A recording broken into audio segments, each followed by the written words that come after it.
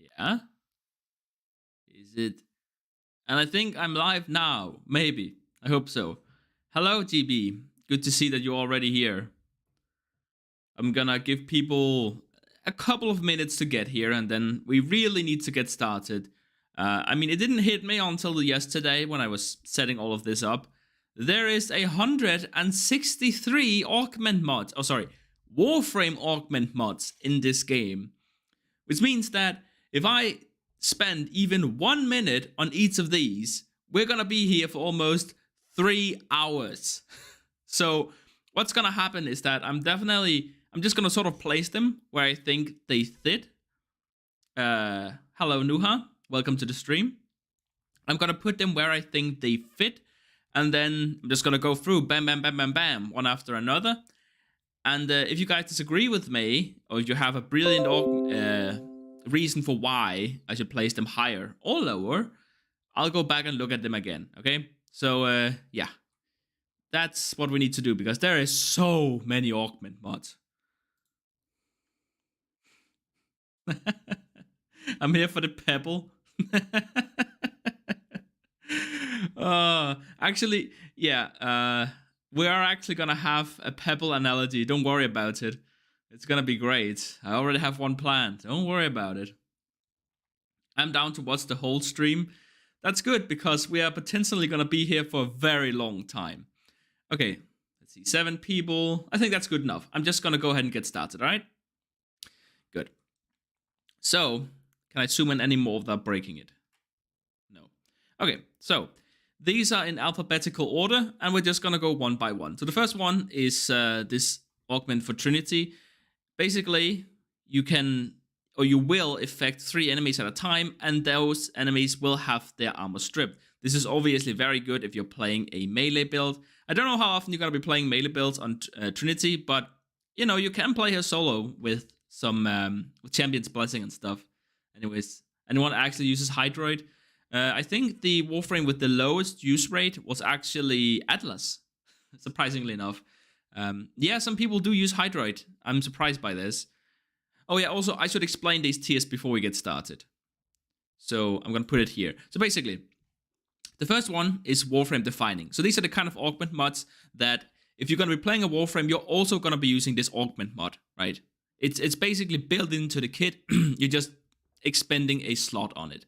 So that would be your Reactive Storm, for example. Then we have Conditionally Amazing. You're not necessarily going to play this on every build for that Warframe, but when you use it, it's incredibly powerful. Then we have Great. This is an augment mod that you will use in most cases, and which significantly increases the power of that build. Then we have Good. That is an augment mod that is better than the 8th mod, so the mod you replace it with. It just has to be better. It doesn't matter how much better, it just has to be better in general. Band-Aid Fix, these are the kind of augment mods that I think should just be part of the ability. There's no reason for it to be an augment mod instead of just, I don't know, being part of the ability. Aurelia. Then we have Worthless. These are the augment mods that are worse than the 8th mod. So you'd never replace it because, you know, why would you use an augment mod to make your build weaker? That doesn't make sense. And then we have Harmful, which are the augment mods that will actually actively, even if you could equip this as like your 9th, or not even utility, but like as a 10th mod, it would actually still make you weaker. It would make the build worse. So they're gonna go in here. Speaking of which, Abundant Mutation is really bad. Like really bad.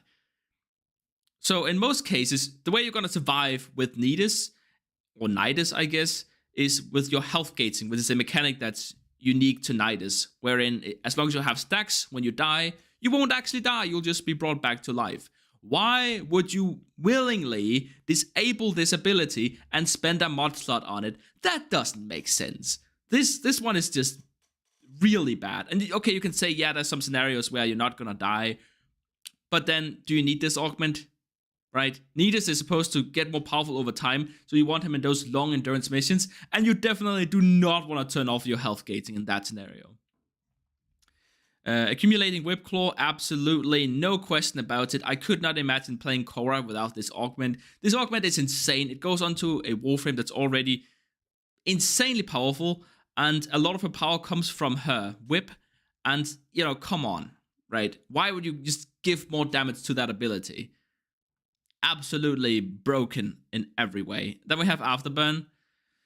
Upon deactivating, Chroma will launch an elemental projectile dealing 100 damage for each second the ability was active, up to a maximum of 500. Wow, 500 damage. That's so good. No, it's not. It's hilariously terrible. Airburst Augment. Enemy hit by Airburst increases secondary damage. You know what? Using this as a grouping tool to pull in a bunch of enemies and then immediately blowing them up with the Laetum is definitely viable. And I think the fact that this can go onto other Warframes that's not Zephyr, you know, Warframes that's actually weapon-based, yeah, this is gonna go in... I'm not sure if it's good or great. I want to say it's probably... Yeah, there's a lot of Warframes that can make good use of this. So specifically because you can subsume it onto other Warframes, it's gonna go into great. Sorry about that, I'm dying over here a little bit. Then we have this one. Anchored Glide. Disables Zephyr's passive ability, increase ability strength by 15%. That's gonna go straight into Band-Aid fix. Obviously, why would you make a... Oh my god. Oh, this makes me so angry. Why would you do this? Why would you possibly do this? If you have a passive that is so hated by the community, just replace it. I mean, or just give her 15. Just like, while Zephyr is not touching the ground, he has 20% ability strength. There you go. If I had to rank it, it would probably be here in good. And that's only because I kind of cropped it out, but it actually goes into the utility slot. So for that reason alone, yeah, it definitely can go here. But it's a Band-Aid fix. Then we have Antimatter Absorb for Nova. Yeah, so this one allows you to absorb bullets within 5 minutes with 5 meters, and this increases the power. Now, the damage increase is negligent because, as you know, hello and welcome. As you know, the enemy's damage is kind of pathetic compared to the player's damage, right? So the damage increase is basically nothing. The way you use this is, you know, basically as a temporary shield, but it's, you know, it only protects you in one direction, and it doesn't even catch all the bullets because 5 meters is just not enough. I would never use this. And also, Nova has a lot of good augment mods that this has to compete with, so I don't think it's better than the 8th, or I guess 7th even, because there's another augment that's gonna fill the 8th slot for Nova. So yeah, I think it's pretty bad, but maybe you can convince me otherwise. I've never actually used this one, but I couldn't imagine it actually being any kind of good. So anyways, then we have Assimilate. So this one, I think Nyx in general is not a good Warframe, but let's ignore that for now. So basically, Nyx can move while using Absorb, right? The area is reduced by half. That doesn't really matter. So basically, what this does is that it creates a barrier around Nyx that absorbs all incoming projectiles. And this is obviously very powerful. It's Shatter Shield, but at 100% instead. Hello, Doug, and welcome to the stream. Good to see you here. Yeah, okay, I'm not going to keep talking about this. I think it's not quite defining because you can play her just as a shield gating frame, but there is a build that's centered around this augment mod where you just roll around everywhere. It's incredibly slow and not like super viable in terms of actually being meta. But hey, I mean, it works. For what it's worth, it does work. Then we have Bellfire Surge.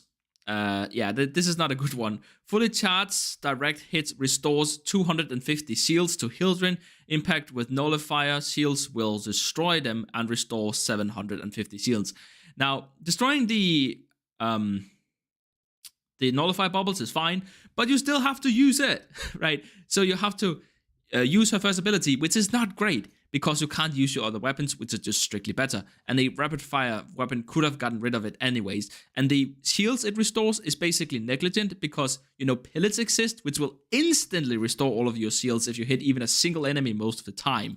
So yeah, this one is just bad. Get out of here. Band-Aid fix should be called the copium tier. Okay, yeah, you know what? I'm down for that. Let's see. Where the hell did it go? I lose you. Oh, there you are. Copium tier. There we go. Yes. Perfect. Perfect. Thank you. You are absolutely correct. Someone deleted a message. Okay, I don't know what that is. Anyways, moving on. Then we have Ballistic Bullseye. And, you know, until I did the how damage actually works, I would have taken this augment, I would have tossed it directly into this tier. But I'm actually not going to do that. I'm going to put it here. And so the thing is, and I'm kind of cheating a little bit because I'm using a glitched interaction. But if you use the Cedo, it's alternate fire where it fires the discs. Each hit of each disc can trigger this effect. So each hit will be a orange or yellow crit, and each hit will have 60,000 additional damage attached to it. That's actually insane. Now, the downside is that you can only play it on Mesa, and I'm not sure that you want to use Mesa in these kind of missions, but you certainly can. So yeah, when played specifically on this build, it's actually insane. Okay, what else? Oh god, it's this one. Beguiling Lantern? I think that's how it's pronounced. But anyways, affected enemies take 100% more damage. Yeah, that's absolutely great. That's fantastic. And you gotta keep in mind, this scales with ability strength. So this is basically equally as powerful as Nesha's, what's it called? Like Blazing Chakram, I think it's called. The one where you throw it, frisbee style at the enemy. And then you have as well, I guess, Eurelia's Seasness, which are very powerful. It's just that the rest of the kit is not that great. So at 300% ability strength, the enemies will take 300% more damage, and this is multiplicative with viral, as I said so many times. So with 10 stacks of viral and 300 ability strength, you're going to be dealing 12 times more damage to the enemies, which is obviously a lot. So for that reason, I actually think it's quite good. Not that you really want to... That playstyle doesn't really work on Titania, but that doesn't change the fact that the Augment mod is really good. Okay. Mesa Augment sounds almost meta. Yeah, it almost does, but meta... the thing is, if you could use it on other Warframes, it would be absolutely insane, but you don't really use Mesa for these kind of missions anyways. It has a little bit of a survivability problem, and this playstyle takes a little bit of setup. It's certainly worth it for the damage output, but Mesa doesn't really want to stand still and take her time to do these setups. She's just going to get herself killed, is the thing, right? And also, it's not exactly Warframe defining because there's a lot of builds where you don't use it. But that's the only reason why it's not up here. It is very powerful. Okay, so now we have Frost. Biting Frost. Right. So it's 200% critical chance and 200% critical damage to frozen enemies. Is there a scenario where you would play Frost and not have this augment on? I mean, I guess specifically, like, if you're like, I don't know, a defense bot, maybe you wouldn't use it. But I feel like if you're going to use them for like any mission that's not defense with a pre-made squad, you're absolutely going to be using this. This should just be part of his kit. Honestly, it could be down here as well in Cobium tier, but because Frost was created long before this was needed, I'm going to give it a pass. So anyways, then we have Blazing Pellets. Pellets augment. Enemies affected by Haven will be set ablaze for 200 damage and restores 50 additional shields to Hildren. Yeah. Okay, look. There is actually... I'm not going to get too much into it, but there is actually a build in which you can use this to just be AFK and deal damage forever. It only works on, like, low trash tier enemies, but I mean, I guess if you want to like carry your friend and get a cup of tea at the same time, you can use this. So I guess there are some scenarios where maybe you would use this. It's not completely worthless. I could imagine replacing a mod for it. To hell with it. It can go here. I didn't miss anything, did I? No. Okay. Then we have Bleeding Talons. I was actually surprised. This one kind of slaps. This one's actually pretty damn good. So the main thing is, the way that Garuda's ultimate works now is that when you activate it, there's a tiny circle around you where you will inflict the status effect that causes enemies to bleed when they take damage, but you also send out a bunch of talons. Now, there are a limited amount of talents, so you can only affect so many enemies, so you have to cast it over and over again. I think it's much better to just use this one. And, yeah, I guess I'll put it in conditional. You can use this instantly afflict enemies with the debuff, and then cast your 1, and then just bleed everything for a ton of damage, which is, I mean, bleeding enemies for a ton of damage, that's obviously really good. Do I have to explain why that is? I don't think so. Okay, anyways. Then we have Blinding Reeve. Absolutely horrible ability. Yeah, you get a bit of range on it, but, you know, whatever. You can just use a range mod and then have that on all of your abilities. Reeve does 2 things. You can use it on Thralls to restore your Mesmer Skin, which is your best ability, you know, the one that makes you invulnerable, or you can use it to instantly kill enemies. Why would you want to blind enemies? The only enemies you can't kill with Reeve most of the time is going to be Eximus units, which, guess what, cannot be blinded either. Anyways, okay, then we have Bloodfords. Yeah, I already said this. I don't think that Garuda is a good Warframe. However, that doesn't mean that this isn't a good augment. And I actually think this is amazing. I think this is a fantastic augment. I don't quite know if I can put it up here. I mean, being able to instantly reload any weapon is amazing. That's so good on certain weapons. And then you can bleed them all at the same time. Does it belong in the same tier as Bleeding Talons? No, I don't think so. I think it's like high grade tier. Yeah. Okay. Maybe you can talk me out of that one. I'm a bit on the fence. Anyways, so then we have Common Frenzy. So this one, I used to say that this was absolutely insane, and it's still really good, right? You have a bunch of range, you're playing in a team, you afflict enemies with damage multipliers, and then you put them to sleep. And then as your team kills, it sort of moves out as a wave where enemies are going to take more damage. And it's a lot of extra damage because it's damage vulnerability, so it stacks multiplicatively with everything. And you're going to be putting them to sleep. And so, yeah, it's going to spread a lot if you have enough range. But it's not that good, and there's actually a lot of Equinox builds that don't use this. You used to use this augment to level, but now you use Savage Silence and the Kuva Brahma instead. So it doesn't have that purpose anymore, otherwise I would have put it up here. Yeah, I mean, I would use it from time to time, but I don't think it's that good. So we're going to put it down here. Okay, then we have this augment mod, which I can't pronounce, Capacitance? I guess Capacitance, whatever. And it's for Volt. And it's absolutely broken. Holy hell. You know, you use Volt as well for speedrunning. You use it for Profit Taker. You use it for a bunch of stuff where you don't use this, which is why I'm not putting it up here.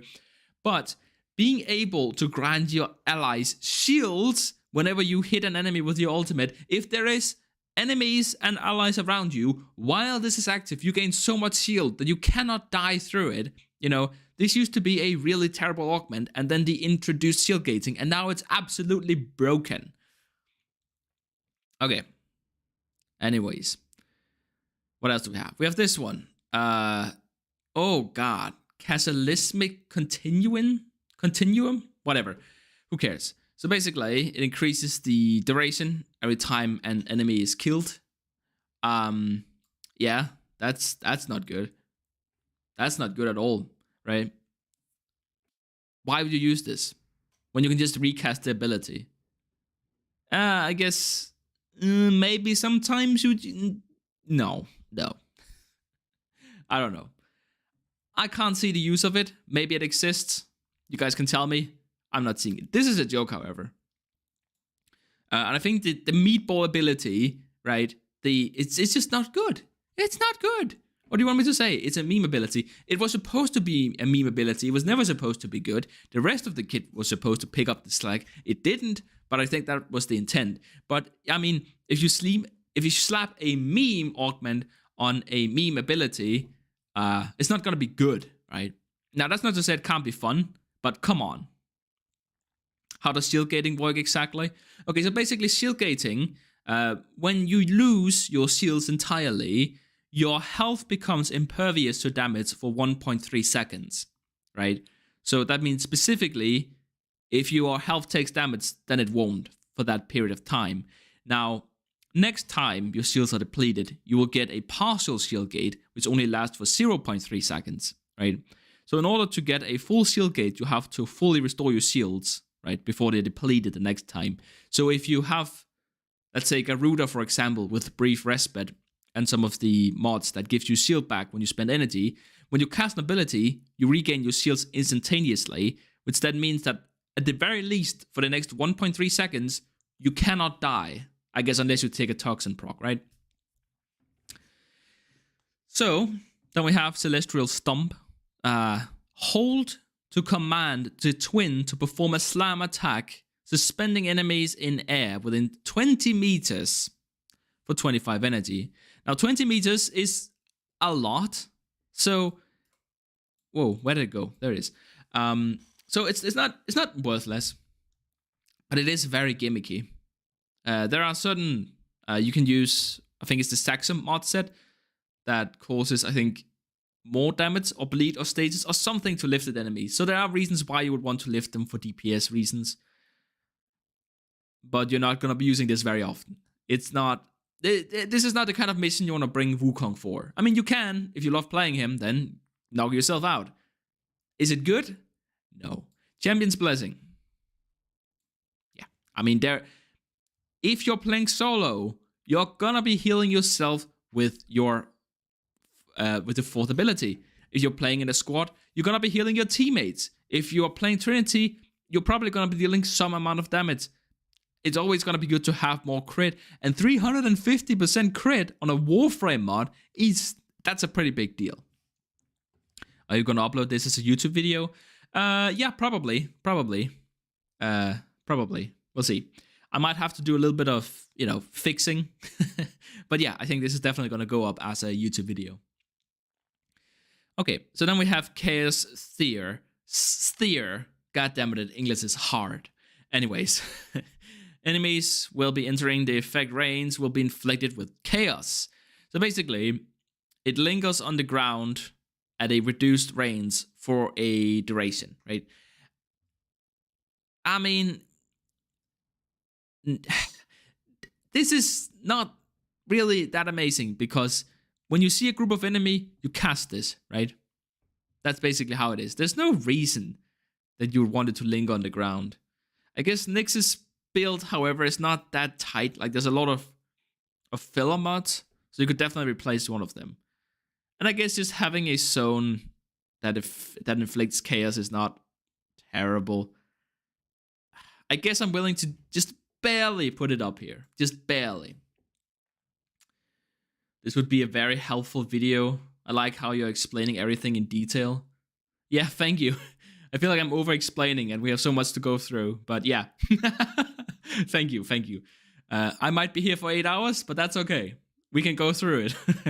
Okay, we have Chilling Globe. Snow Globe augment enemies that enter have a 50% chance to become frozen. Solid for 8 seconds. This is, I mean, you use Frost as a defense bot most of the time. And some melee enemies might make it inside the bubble. Freezing them automatically without having to cast your ultimate it makes for a much more chill playstyle, which is obviously what you're going for if you're playing Frost in this way anyways. So yeah, I would put it right there. Then we have Chromatic Blade. Right there. Obviously. Do I even need to explain anything? I guess I do. Oh my god, the amount of mods. Yeah, there is 163 of them. It's gonna take a while. Grab your chips, Tenno. This is gonna take a while. This is gonna take a really long time. Indeed. Anyways. So we have Exalted Blade Augment. Exalted Blade's damage type changes depending on Excalibur's emissive color, and status chance is increased by 300%. So yeah. So this is a bit weird, right? So what's changing here? The damage type is changing depending on Excalibur's emissive color. So what you can do with this is that you can have a damage type that the enemy is weak to, and at the same time have a status effect that are useful on the enemies, while also having a lot of status chance. If you're going to be playing Excalibur, you're probably most of the time going to be using his ultimate. Not that it's the most effective playstyle, but that's how most people play him. And then this is obviously brilliant to use. I want to say that playstyle is so dominant that I'm willing to put it up here. Very good mod, but also bandage fix from Excal at the same time. Yeah, I kind of agree with that, definitely. But the main thing is Excalibur has been out for a really long time. And some of the old Warframes, I kind of accept that sort of their abilities get outdated over several years. And then we have some augments to make up for that, while also changing the playstyle a little bit. I think that's okay. It's more so when we get Lavos, for example, where the concept of the Warframe is broken from the very beginning, and then they have to introduce an augment mod to fix that. I think that's a problem. And that's why it goes into Band-Aid fix. And I don't think people never liked the passive. The passive was always a problem. That's why it goes into Cobium tier. Okay, then we have Concentrated Arrow. Fires a single arrow on headshot, has 50% critical chance, and explodes in a 7-meter radius, but removes punch through. Yeah, you're not going to be playing this. Probably. But I'm going to put it in good. And the only reason why I put it in good is because there are actually people who insist on playing with the bow, even though it's better to just use a normal weapon. If you are going to be using the bow, this is the better way to use the bow. And if you are going to be playing that build, you're probably going to be playing this mod. So we're going to leave it here just for now. Even though it could very easily be down here as well. But I'm going to be kind and say it does change the playstyle enough. It's interesting enough of a mod that I'm going to put it here. It's not good though. Make no mistake, it's not good. Then we have Conductor. Resignator reactivate the ability to command Resignator to move to your aim point at increased speed. Now, whatever, like that's not important. But what the augment doesn't tell you is that the Resignator will actually go to this spot and it will stay there. So it will stop just going all over the place and being crazy like that.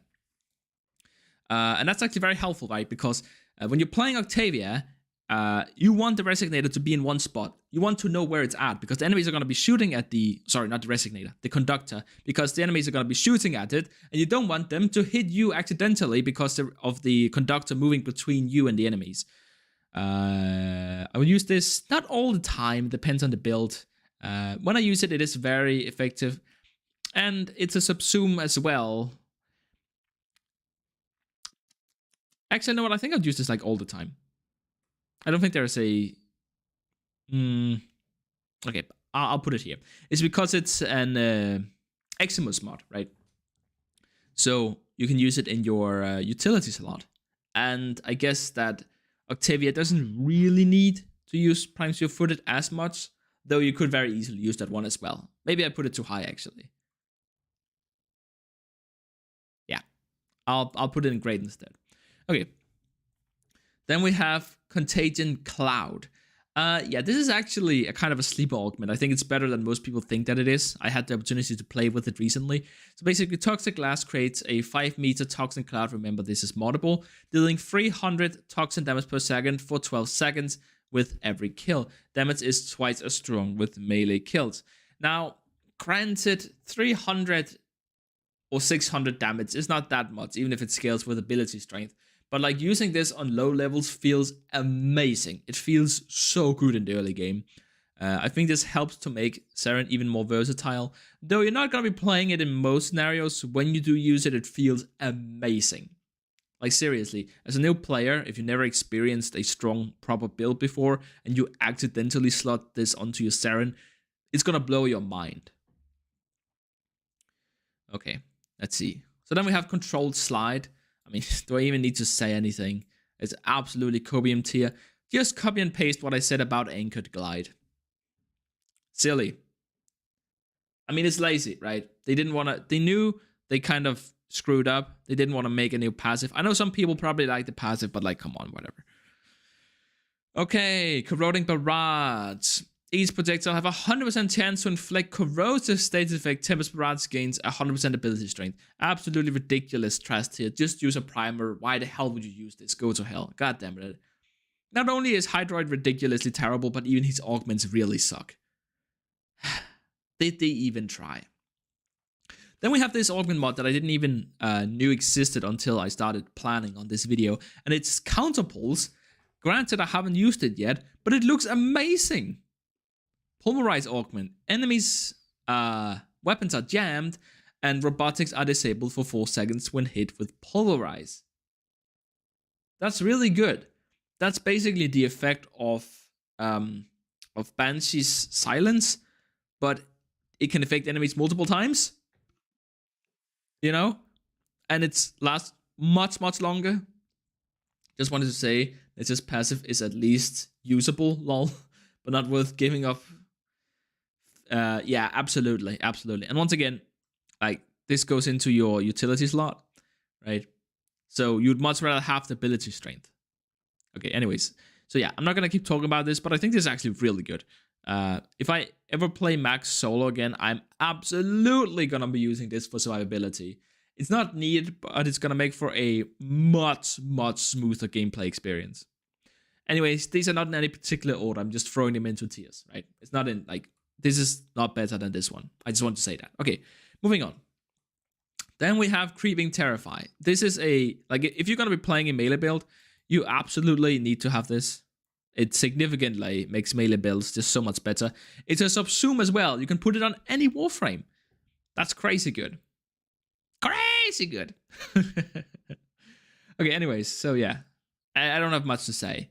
Affected enemies have their movement speed reduced.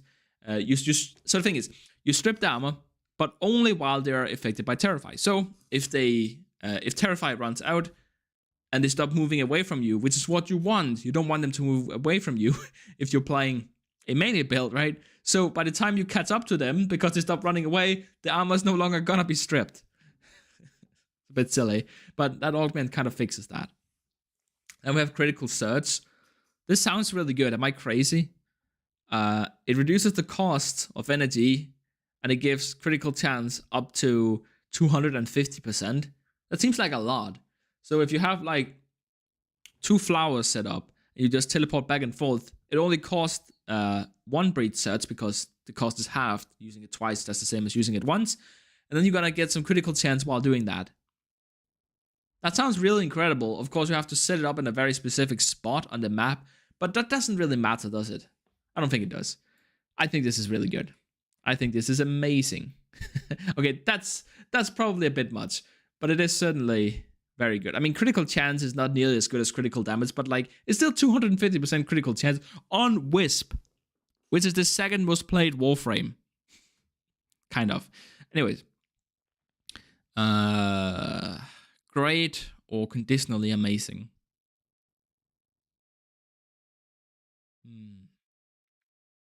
I'm only going to put it in great because the thing is, you're going to be using condition, what's it called? Exodia, Contagion most of the time.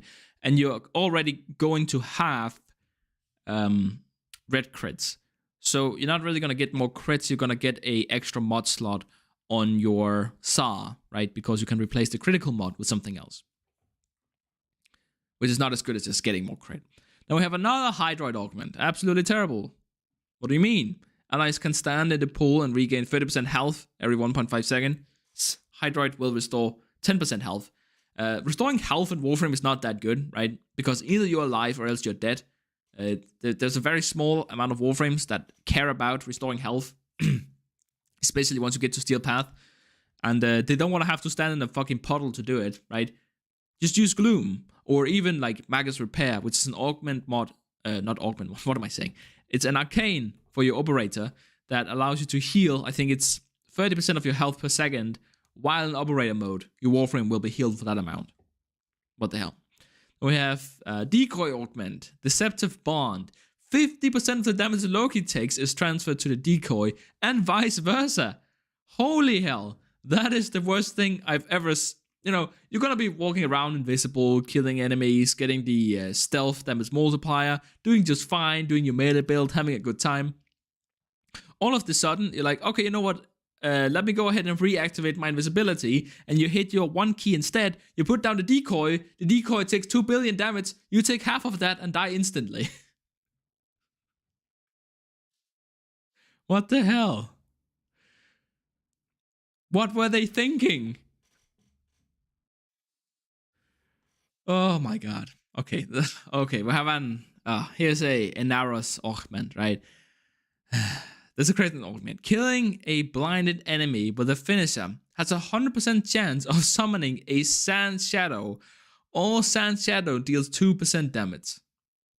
What a joke. It has such, like, you have to do so many things just to make this happen. Then you get, like, basically a thrall, right? This is the thing where And I don't even think that Revenant is that good, but he casts his one on an enemy, the enemy shoots other enemies, they take damage and become enthralled. Automatically, it spreads automatically, and I have to fucking bend backwards just to get one clone that's gonna divert some damage.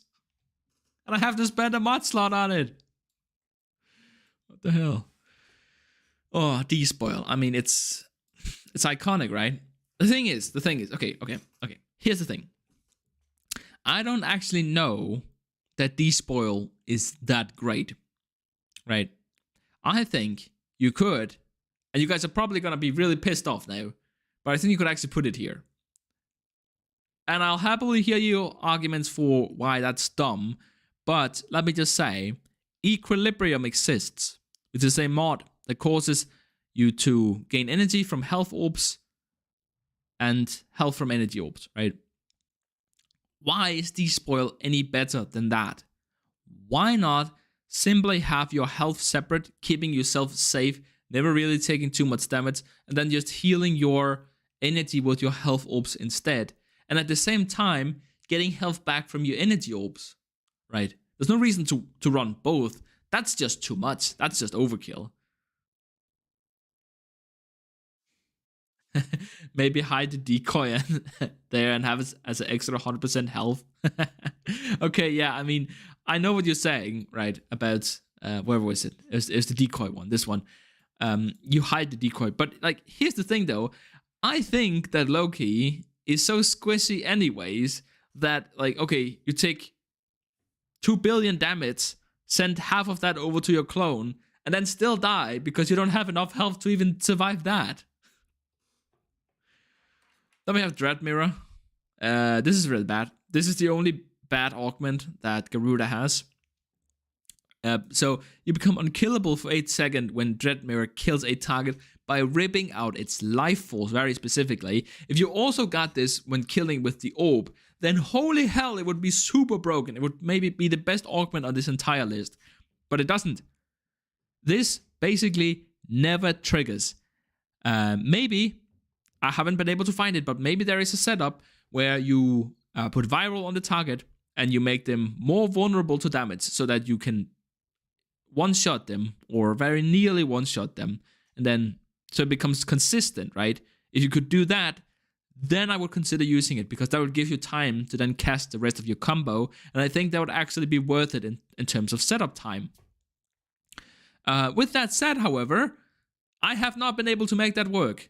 So right now, this is just a waste of a mod slot. I hate it. It's ridiculous. Also, by the way, they buffed this from 4 seconds up to 8 seconds. I don't think I would use this if it lasted for like 16 seconds, is the thing. Garuda's Mirror doesn't even kill level 20s. It will not trigger. Yeah, exactly. That's what I'm saying. Actually, I think it deals a percentage damage of the enemy's health.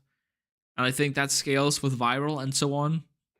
So that's what I'm saying. Maybe you could get to a point where you're dealing a 100% of the enemy's health. So it will always trigger, but I don't know.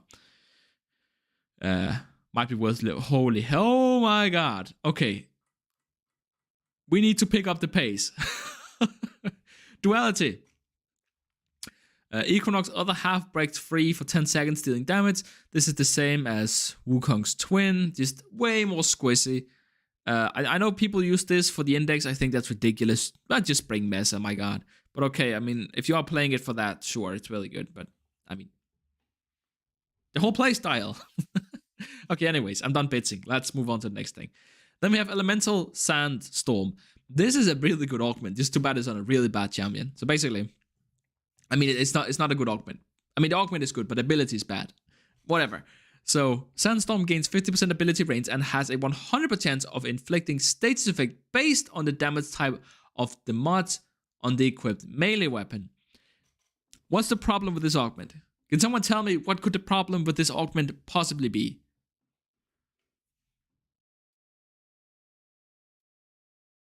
Yeah, the thing is, with this augment mod, yeah, sure, you can inflict some status effects. You know how you could also be inflicting status effects by your secondary, your primer, or maybe use your your primary weapon as your primer or your melee weapon as your primer. It doesn't matter. When you're using this, you're not dealing damage with your weapons. It's on Unaris. Yeah, it is on Unaris, which is not a great frame. But you know what? You're not dealing damage with the weapons, and you're not applying status effects with the weapons, which you could do much faster. So there's exactly zero reason to use this. And you have to leave yourself vulnerable while spinning on a Warframe that can't even shield gate. Okay, anyways. Then we have Empowered Quiver. So basically, really good. Surprisingly, really good. I want to say this is Warframe defining. The critical damage is just really, really, really, really good, actually. Just insanely good. Like the critical damage is great in of itself. Just being up on the wire and having the extra critical chance is massive for Ivara. But then, not only that, right? Preventing status effects is a pretty rare ability.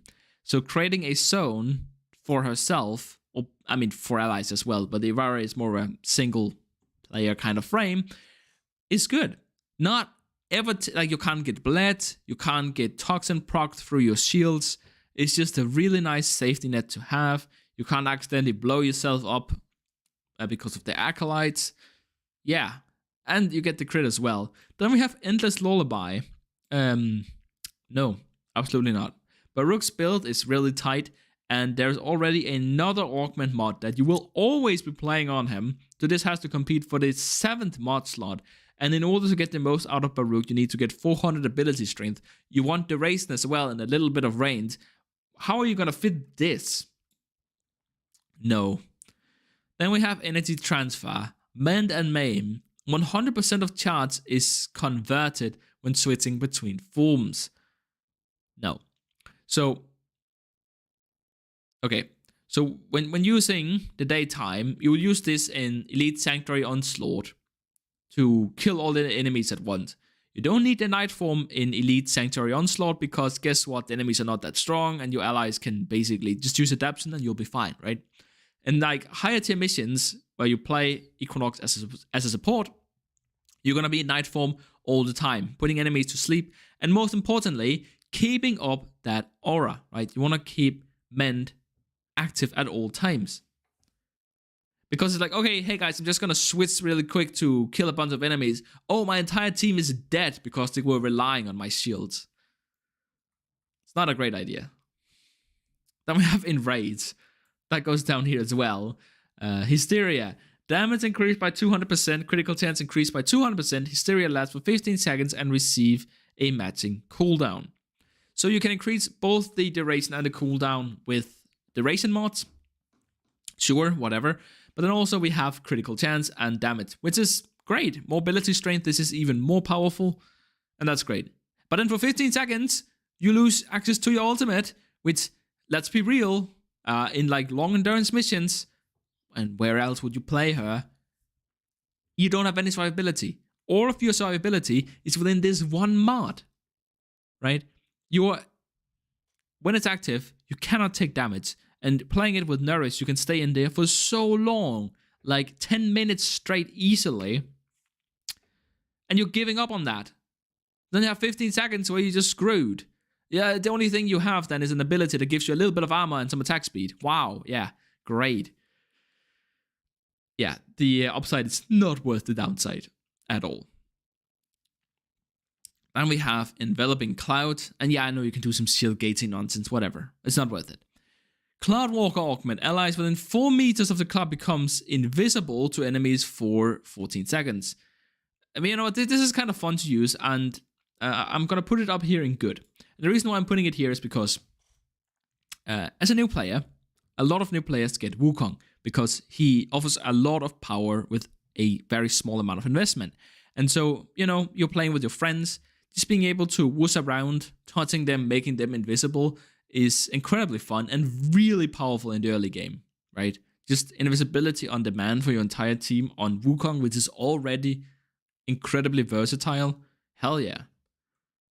But don't try and use this in the end game. You're not going to have a good time. Escape Velocity. Wormhole Augment. Allies that travel through wormholes gains 50% speed for 7 seconds.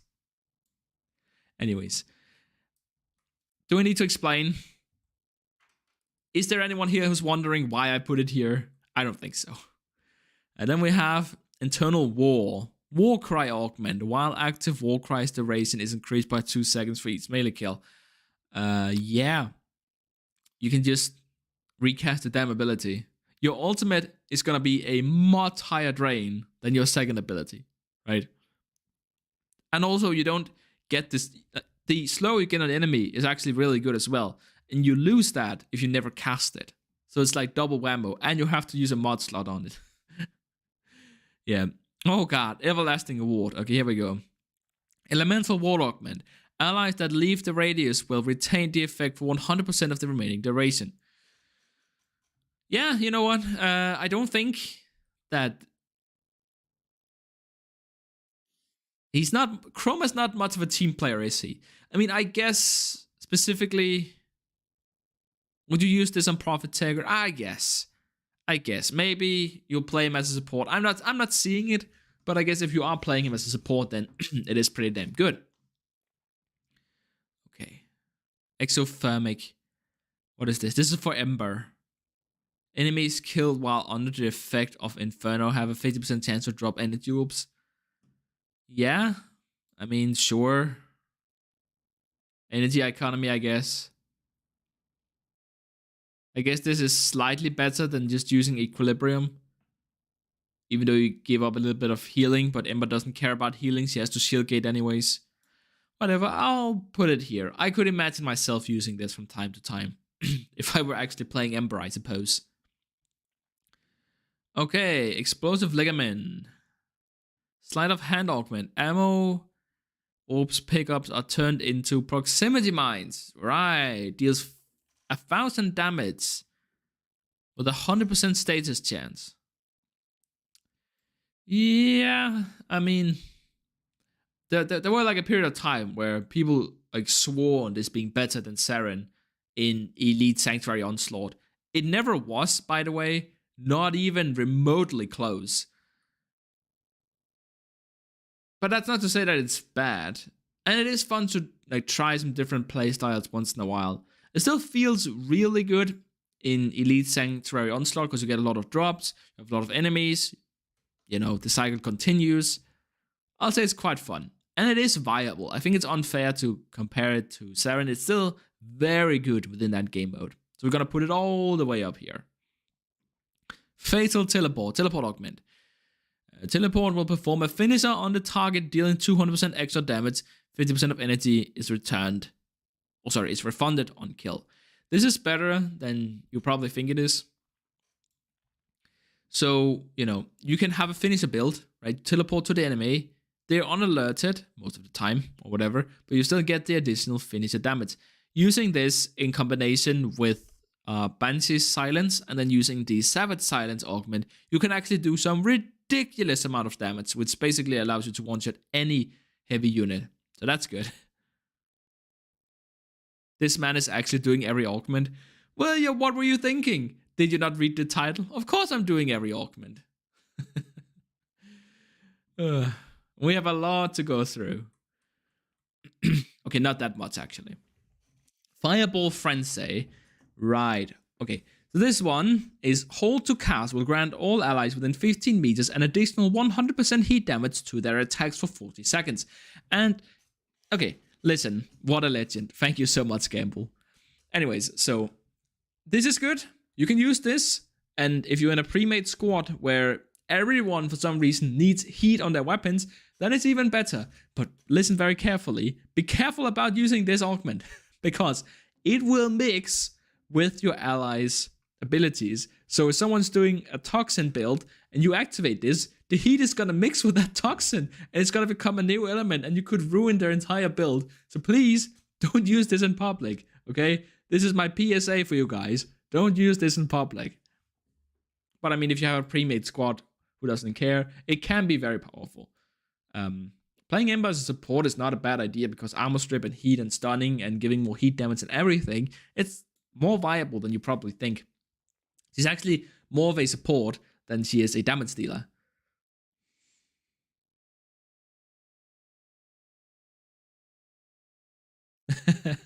Bro, imagine if the mods would get stock expanded like this. Oh my god. Can't even fit 3 in a row on screen. Yeah, I know, right? What's your opinion on bread? I really like bread. Like, if it's a good bread, I mean, like, if it's just some basic dry-ass bread, I would put it down here in worthless. But, like, that quality bread you get, especially if in a really good restaurant, oh my god, it's all the way up here. Like, it's amazing. It's not the best. It's never quite the highlight of the meal, but it's really good. It definitely belongs up here. Anyway, so we have Fracturing Cross. Cross Augment gains plus 50% cast speed. The armor of surviving enemies decreases by 75%, and they are unable to move for 7 seconds. Why is it that Mag has so many really good augments, actually? More casting speed, amazing. Reducing armor, amazing. Stunning enemies for 7 seconds, that's amazing. It's just all really good. You know, solo or not, I don't think I will ever play Mag without using this again. This is actually kind of outrageous. It's so powerful. Yeah, absolutely. It belongs up there. Would be good if we could get toggle external buffs to live their own status. Compartment like Seren. Yeah. But that's not gonna happen. Anyways, so here's an augment for Frost. It's basically the same as Ember. Hold to cast will grant all allies within 15 meters an additional 100% cold damage to their attacks. And remember, it scales with ability strength. Cold, not as good as heat, but you do play Frost as support more often, so I guess I'll put it up here as well. Don't use this in public. Don't do it. I'm warning you. Don't do it. Okay. I think my shoulder's about to fall off or something. Alright, anyways. Then we have Funnel Clouds. Tornado Augment creates 8 additional tornadoes. All tornadoes have 50% of their original size and won't pick up enemies. That's ridiculous. The tornadoes are such a good CC ability. I don't know why you would want more tornadoes. I mean, they have a radius in which to pick up enemies. Like, what's the point? I mean, they don't maintain the damage you put into them, right? So you can't just create a lot of damage in them and then send them out. They won't do anything then. It's wasteful. It's ridiculous. It looks kind of cool, but it's ridiculous. And I think it actually makes Zephyr worse. Legitimately. Anyways, so Furious Javelin, Radial Javelin Augment. Each enemy hit will increase Excalibur's melee damage by 15% for 16 seconds. So you might look at this and go, well, okay, whatever. That's what I did. But for some inexplicable reason, I mean, can we all agree that it definitely says melee damage right there, right? So you would think that this goes into the melee damage buff. But no, it's completely separate from everything. So it's just a multiplicative buff. And especially when using grouping abilities, but in general on the Steel Path, you can get up to 1200% damage. That is a 12 times multiplicative damage buff. To melees only, of course. But anyways, it's basically Eclipse on steroids. And you can use it with Eclipse. So if you have Eclipse on, right, so that you end up dealing, let's say 500%, or yeah, let's say 500% more damage, right? So then you have 12 times 5, which is too much for me to calculate. It's a lot. Yeah, so you're going to be dealing 60 times more damage with Eclipse and this mod. What the hell? Yeah. I am not playing Excalibur without this mod. There is no way in hell. Did I put this too high? Does it belong down here? Because I don't feel like it belongs in the same tier. Because I'm always going to be playing Furious Javelin. I'm not sure, because if I'm not using the Exalted Blade, then obviously I'm not using Chromatic Blade either. That's actually a tough one. I'll leave it here for now. I'll come back to it later. Okay, Fuse the Reservoir. Basically, it allows you to you have your 3 different modes: your healing, your stunning, and your fire rate mode.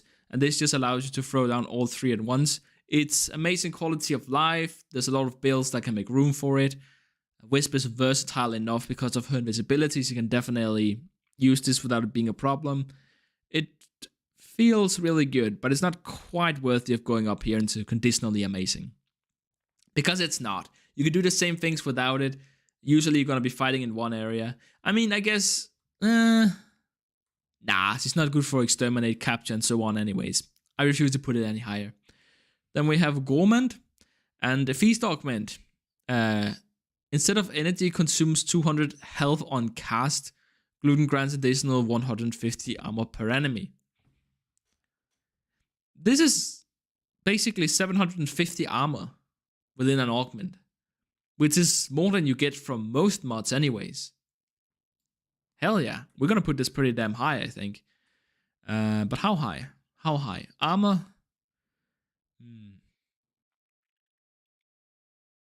You know what? I think I'd always play this. I can't imagine myself playing a version of Grendel and not have this.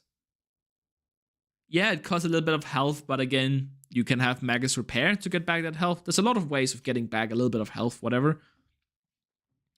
And all of that extra armor, holy hell. For AoE nerfs? Sorry, what are we talking about? I mean, AoE nerfs, but in what context? Sorry, you lost me there a little bit. Yeah, whatever. Okay, we have Greedy Pull. People meme on this ability a lot, and it's not exactly good.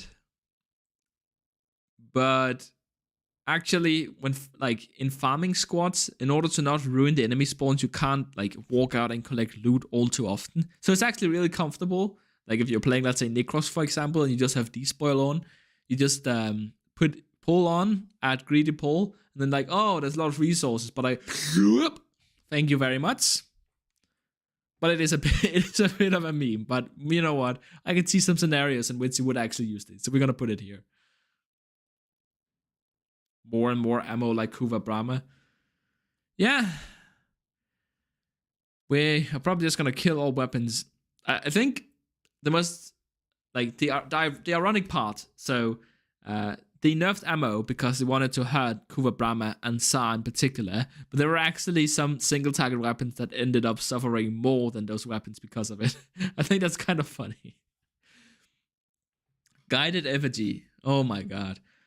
Cast and hold to make Effigy move to your aim. Deal 4,000 damage per second and restore 5 energy for each enemy in its path. Roars on arrival, stunning nearby enemies. Worthless. You do not want to ever use Effigy, because I don't know if you knew this, but you actually take off some of your armor as well, which is your only survivability with Chroma. And you don't want to have to micromanage this. You know what's way better than this? Just take out your Kuva Brahma and start shooting the enemies.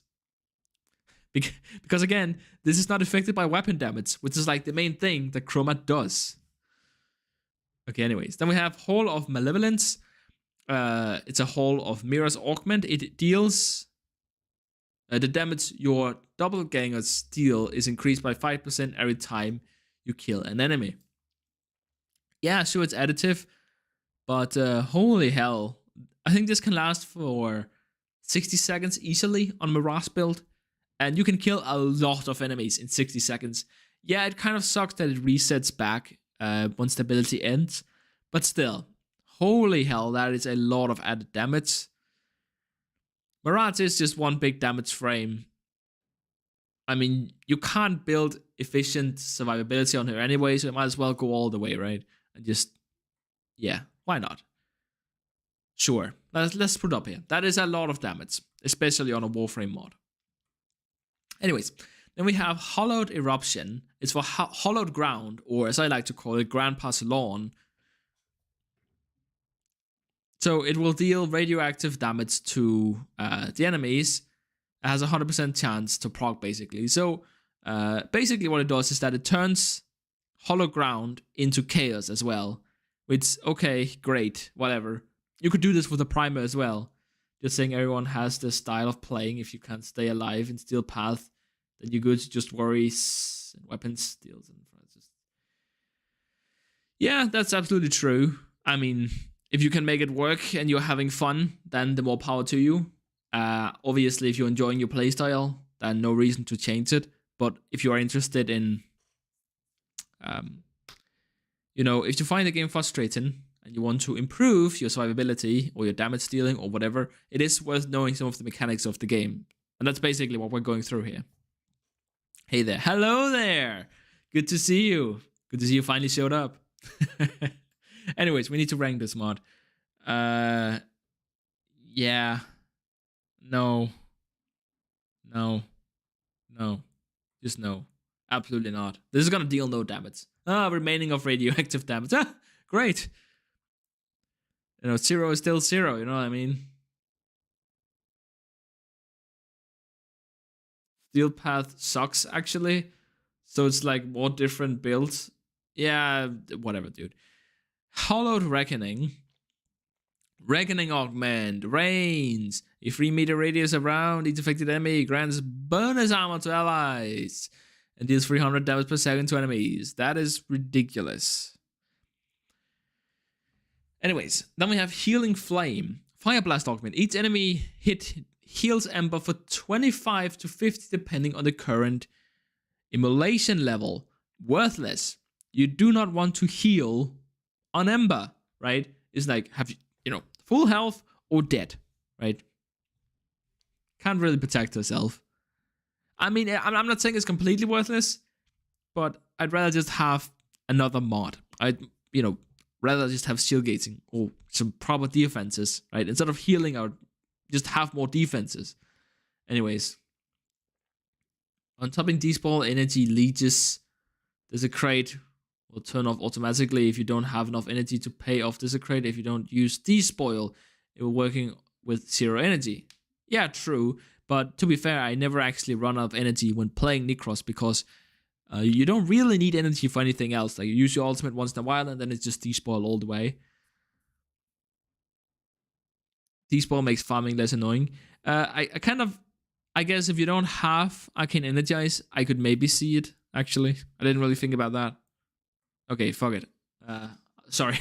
I'll move it up here, I guess. On the topic of Equilibrium, despoil replacing life orbs becomes energy orbs. There's a great effect. 10 life loot drops, life orbs, and you are not fully like...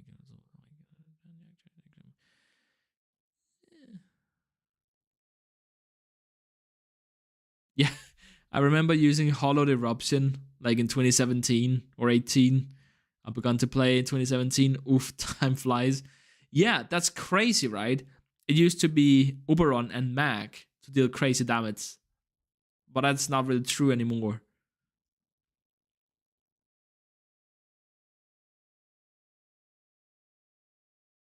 I feel like I have to say, in terms of Equilibrium and Despoil, since they changed health orbs to always give 50 health, that's 55 energy, right?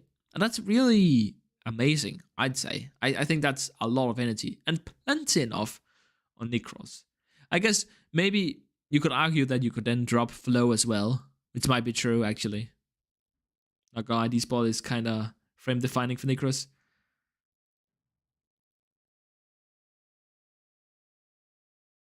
It's one of those mods you have to have a reason to take off. I think the reason to take it off on Necros is that he's actually a pretty great tank, a pretty great health tank, and there's a lot of mods that you have to put on him in order for him to be a great health tank. I think that could be a reason to do so.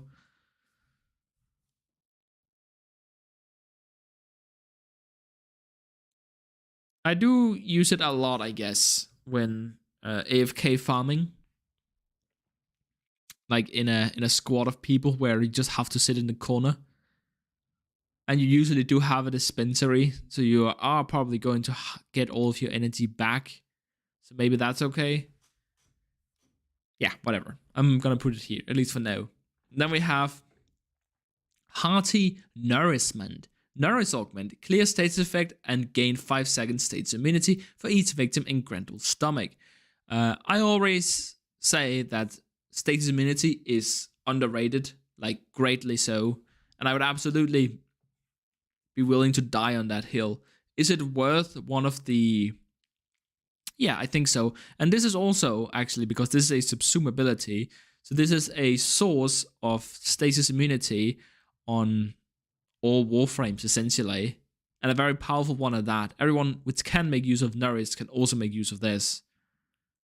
Oh, no, they can't because they won't have anything in the stomach. Oh, actually. Yeah, that's not so good. Huh. I still think it's worth just for Grendel to have. I would play it sometimes. Status immunity sounds amazing. Great, even. I think it makes you way more powerful. Oh, but then there's the other augment you want to use as well at the same time. The, what was it? Augment. Can you make room for both of them? I mean, I think you can, because you can drop a defensive mod instead if you're using Gormand, I think. Yeah, I'll be willing to put it up in great. I think that has a lot of potential. Status immunity is just always so good to have. Host invisibility. Weapon noise is reduced by 100% while invisible. Yeah, I mean, yeah.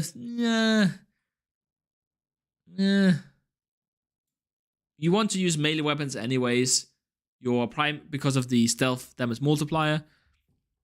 That's the only reason why Loki is even remotely viable nowadays.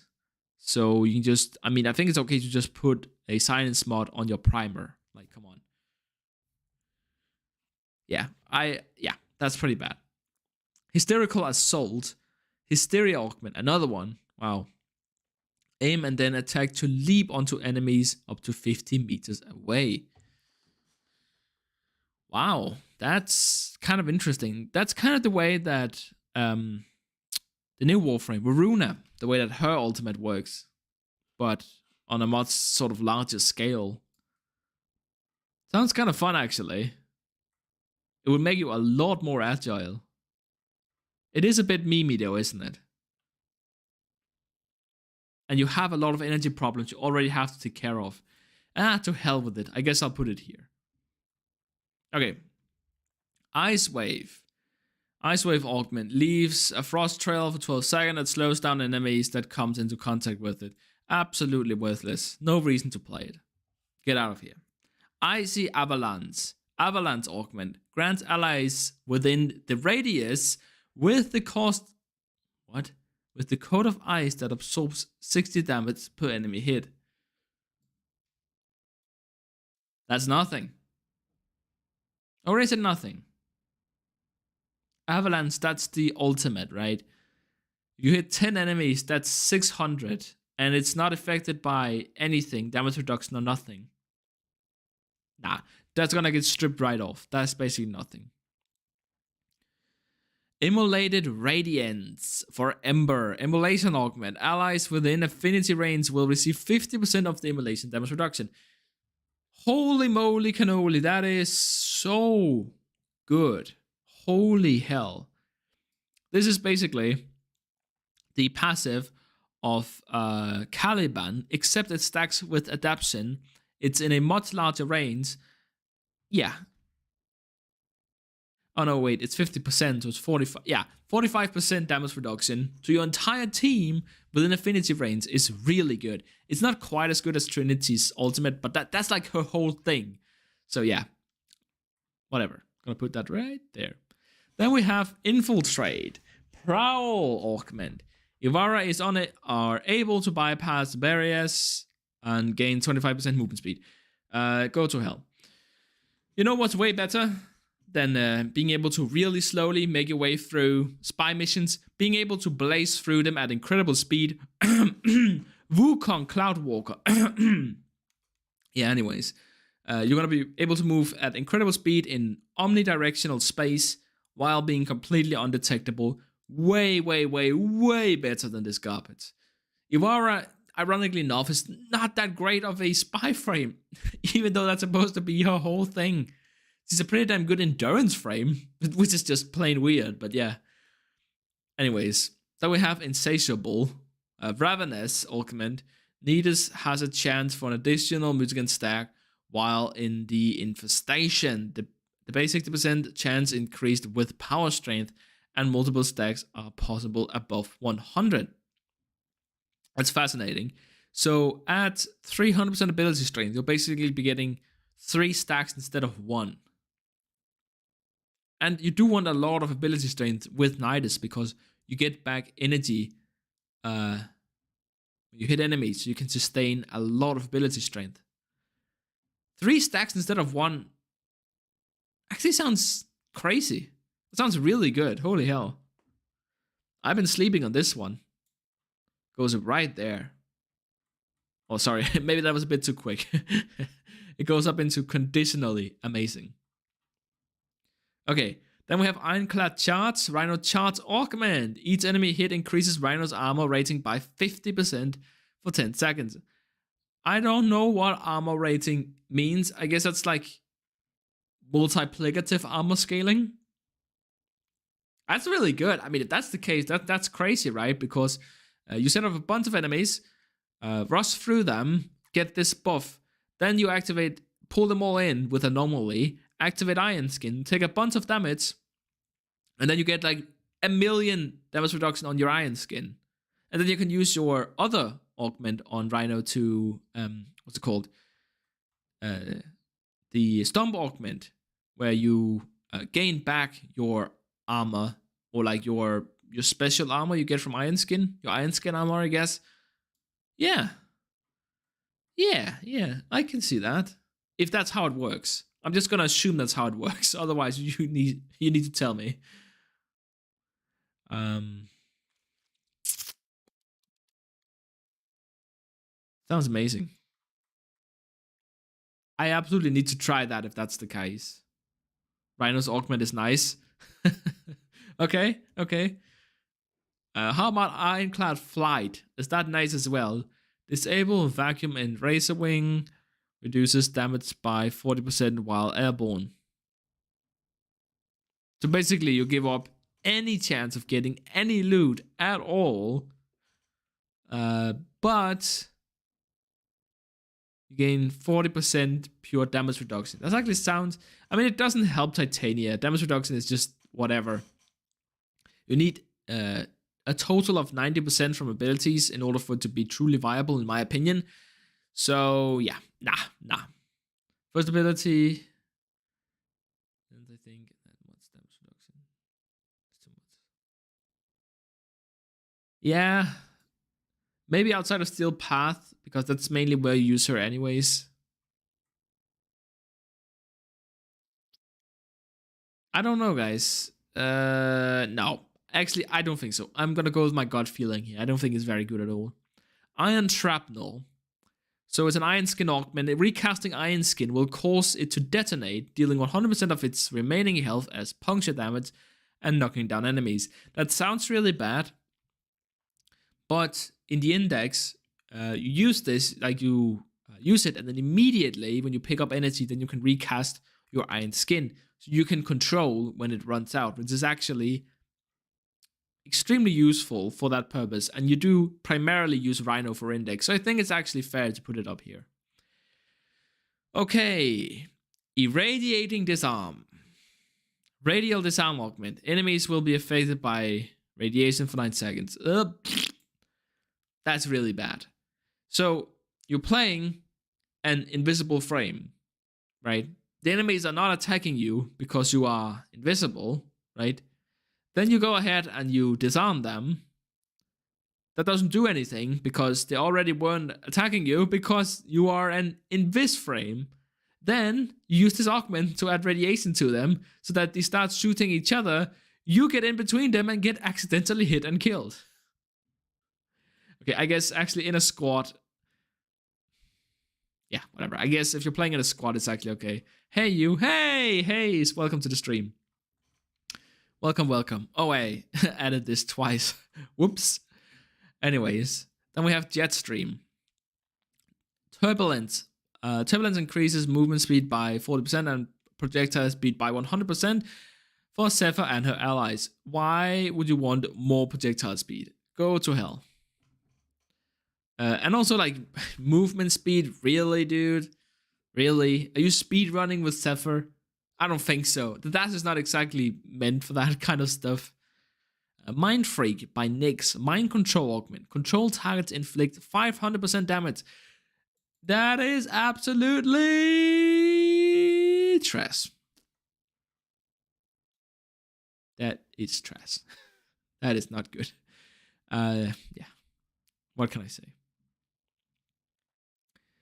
Yeah, 500%, whatever. Like, it deals a tiny amount of damage. I want them. I want all those mods. There's certainly some of them that you don't want. It works on all projectiles.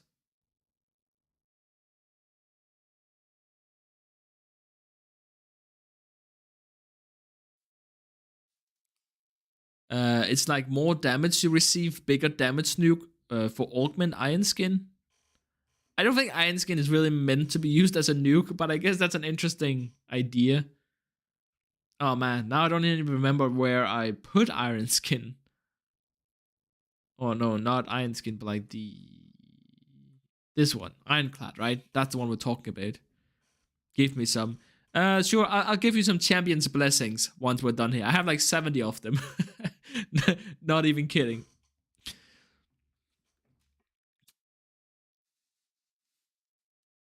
Okay, then we have Lasting Covenant. Covenant Augment. Headshot kills increases critical chance bonus duration by 3 seconds. I don't think you want this. I actually think the invulnerability period is part of what makes this ability so good. It can even be harmful in some scenarios, because you use the invulnerability period to reactivate your second ability and get that up and running. I don't think you want this.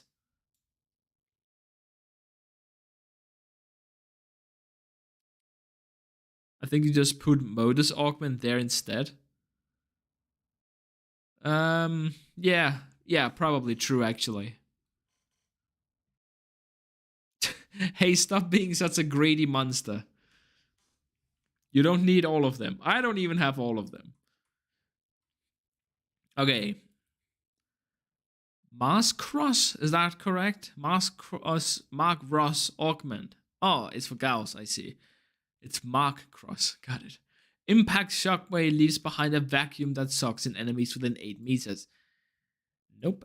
8 meters certainly is not good enough. I mean, at this point, you might as well just use the, what's it called? The Sarofang, the new melee weapon. Runa's signature weapon, the double-handed scythe.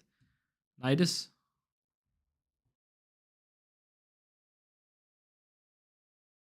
Oh, did I? Oh, yeah, I did. What the hell? Huh. Okay, my bad. Thank you very much. Lava Augment. Reactivate lava to detonate, deal 800 toxin damage in an 8-meter radius. This damage stacks for every enemy grabbed by lava. Ooh, wow. Wow. That sounds like it would be amazing against the Corpus, actually. You know, because toxin goes through shields. I mean, I guess, no, it's toxin damage, not toxin proc. Okay, got it. Yeah, so basically 600 damage. So if you grab 10 enemies, that is 6,000 damage. If you grab like a full room of enemies, like 30 enemies, that's almost 20,000 damage. That actually doesn't sound too bad at all. I could definitely see this working quite well. And also it has the added benefit of, you know, you don't end up having like one enemy stock so that you can't use it again. I actually think this is pretty damn good. Not amazing or anything. I think you're going to be better off just shooting the enemies. You know what I mean? But still, I definitely see this have a purpose. So we'll throw it right there. Thank you very much for catching that mistake. Yeah. Whoops. I guess we're going to find the other one down here at some point then. Anyways, then we have Magnetized Disarm. Magnetize Augment. Recast on the target to detonate. Enemies hit have a 50% chance to be disarmed. 50%, blah. I do like the 45% magnetize range, but isn't it better to just have more range on all of your stuff? Recast on the target to detonate. I mean, being able to detonate your bubble in general seems really good, actually. Lava burst. Was that not the one I just read that? Yeah, lava burst here.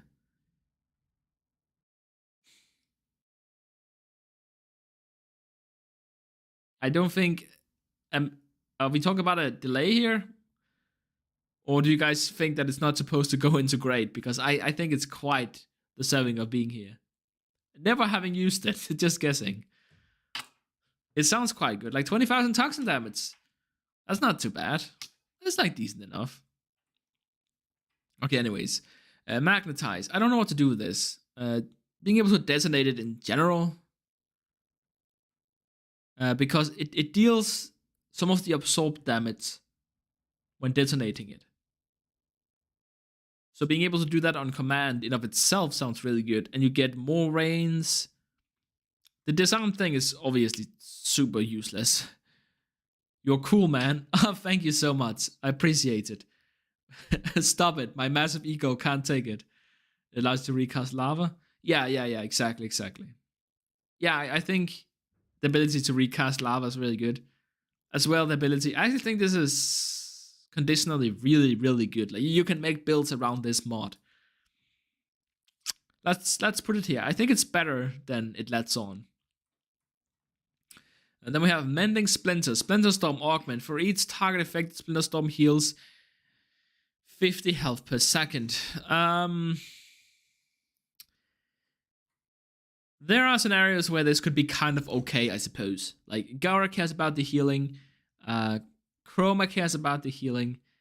Baruch cares about the healing. So I guess if you're playing like a full pre-made team of health tanks that really like this kind of tanking, and then you have Gara as your support, you know, stunning the enemies, making them vulnerable with her ultimate, giving all of your damage reduction, giving your pets damage reduction, causing, like, if you're 3 people, for example, right, and each of you have a pet, that is 6 in total. So that is like 90 healing per second.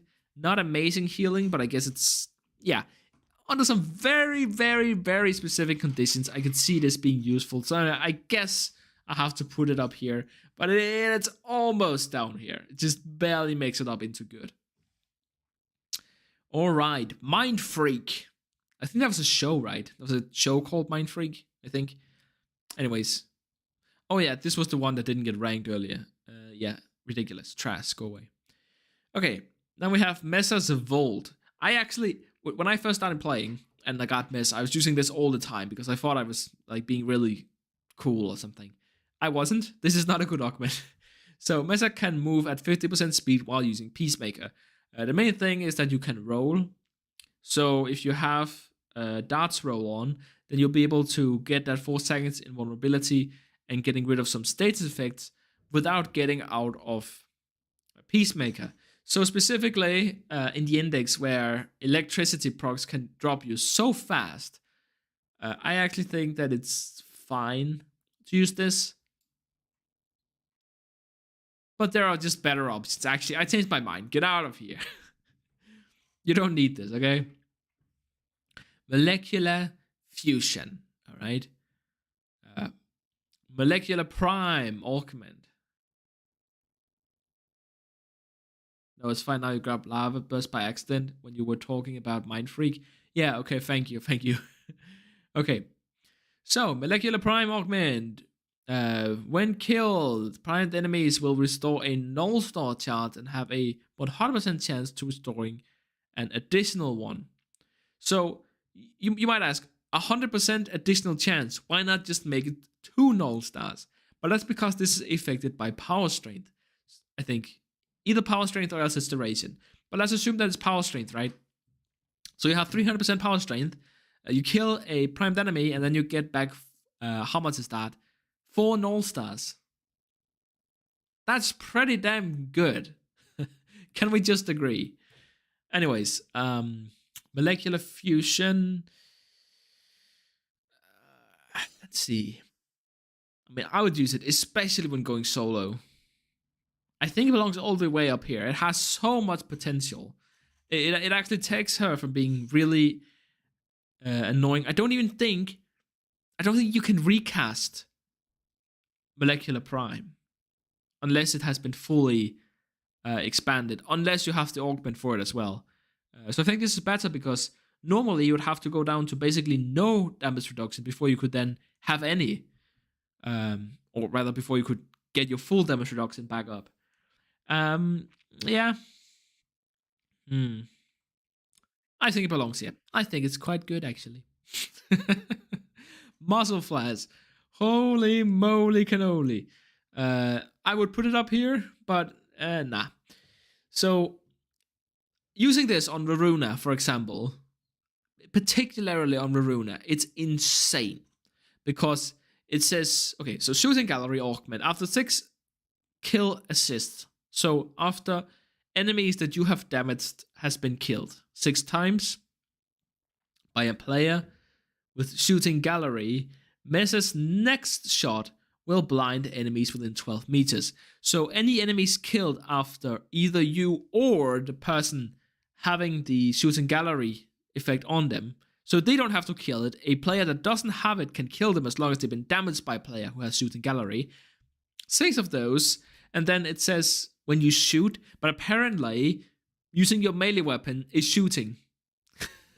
So you blind enemies, stunning them, and you can kill 6 enemies really fast. So you're constantly blinding enemies, stunning them, and causing them to take stealth damage multiplier, which is a 700% increased melee damage buff, I guess. So yeah, so good. Don't underestimate it. Yo, Tex. Don't call me Tex. Are you gonna do a recap of this list sometime soon? I missed so many. I'm actually gonna just leave this one on the channel. I think I'm just gonna make this as a video so that people can come back and watch it at any time. I might do a little bit of editing, but for the most part, I'm just gonna leave it the way that it is. So yeah, you can come back and watch it at any time. I love trolling with muzzle flash and blinding teammates. Yeah, pick a dark energy color if you're gonna use this. Okay. Negation Swarm is for Inaris. Scarab Swarm Augment. Scarab armor protects Inaris from status effects, consuming 3% bonus armor for each effect. It's on Inaris. Oh my god, I can't even. Why do you exist? Inaris, why do you exist? I mean, I think it's ironic, specifically, that Inaris is basically supposed to be this, like, ancient mummy, like, character, god-like figure from ages ago, and his design feels like it was made back then as well, because it's so outdated. Okay, Neutron Star. This was really good for a little while. Null Star Augment. On recast, remaining particles seeks out enemies and deals 240% heat damage. Not percent, 240 heat damage with guaranteed status effect in 8 meters. The search radius also doubles. Mesa's Vault worthless, lol. I think it's pretty worthless. I think the way that you should be playing Mesa is basically you want to be bullet jumping into the air and then just killing all of the enemies before landing. By that time, you should then deactivate your 4th ability and then keep playing as normal. So you basically keep moving, dealing damage in burst. That's better than just rolling around everywhere. It's so slow. I don't think it's worth a mod slot. Anyways, this used to be really good. Then people started using it with Titania, and then DE was like, fun is not allowed, so they nerfed it into the ground. Now it has line of sight. The radius is significantly reduced. It sucks. It's straight up bad now. So it can go to hell. All gaze. Alright. So, petrified augments are scanned into the codex and have a 25% chance to drop additional loot when killed. So, the way I look at this is that basically you have the ability already, as Atlas of course, to turn your enemies into pebbles, right? And then with this augment, basically, is the same as hiring a multi-person crew of scientists that runs around you. And every time you turn people into pebbles, they pick up these pebbles and start analyzing them for you, and then they shake them, and gold coins magically start dropping out of them. there you go. That's your Pebble reference. You're welcome. Is it actually any kind of good? It's kind of fun. I would definitely use it. It's a fun way to scan, I guess, and loot is always good. So let's put it right here. I think you forget Mrs. Vault is going an extra smart slot. Oh, it is. Actually, hold on.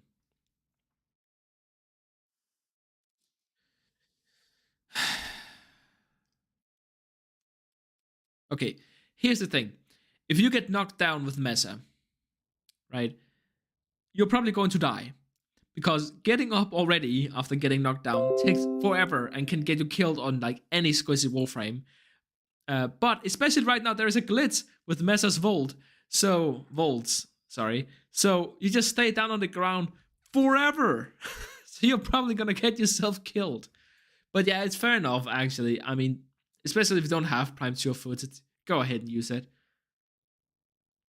But Prime Sure Footed is definitely still better in that slot. Somewhat, I think it's because somewhat worthless when you got good energy economy, higher energy. But before that, it's really useful since you don't have to cast energy cost every time you use it. Yeah, I guess that's true. But so far, I've been ranking. Yeah, sure. I think okay, but I'm not moving it any higher than good because of that. I think it's fine for it to be good, but since it drops off so hard into the late game. I just cannot place it any higher. Anyways, then we have Pacifying Bolts. Psychic Bolts. Throw an additional third bolt. A third force bolt. Enemies struck are confused for 10 seconds. Why? Nyx already have Chaos. Why does he need this for? Basically, all this does that it gives you one additional bolt for armor strip, which, okay, fine, whatever.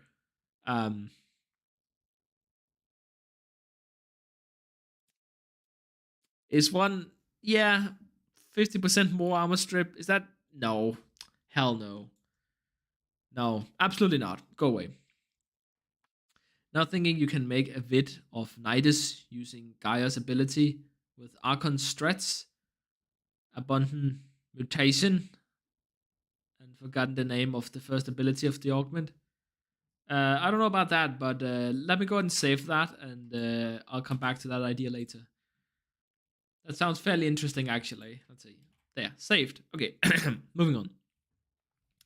Then we have Partitioned Mallet. Mallet augment. Create an additional mallet with 20% reduced range. I thought that was 50% reduced range, actually. 20% is not that much.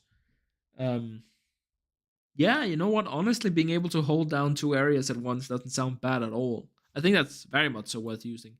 Especially, again, because Octavia doesn't have a very tight build. A lot of room for sort of utility mods, which that's exactly what this is. Yeah, I actually think this is really good. Mallet is like the bread and butter of Octavia. So having two of them is probably quite worth it. I can't actually remove this. I'm just going to put it down here at the bottom. Go away. Okay. Then we have Path of Statues. Landslide augment. Leave a trail for 12 seconds that petrifies enemies for 6 seconds. Yeah, Nidus doesn't backtrack. Atlas doesn't backtrack. That's not what Atlas is about. It's all about forward progression. You have to keep flying forward and punching everything in the face. Yeah, whatever. Also, there's a bunch of there's not a bunch, but there's at least 2 good augments on Atlas already, which are better than this one, and I'm not replacing my 6th mod for this. Absolutely not. Now, if you will excuse me for 2 seconds, I will go ahead and get something to drink. I don't have a screen or anything, but I'll be back in a moment. I'm sure you guys can wait like 10 seconds.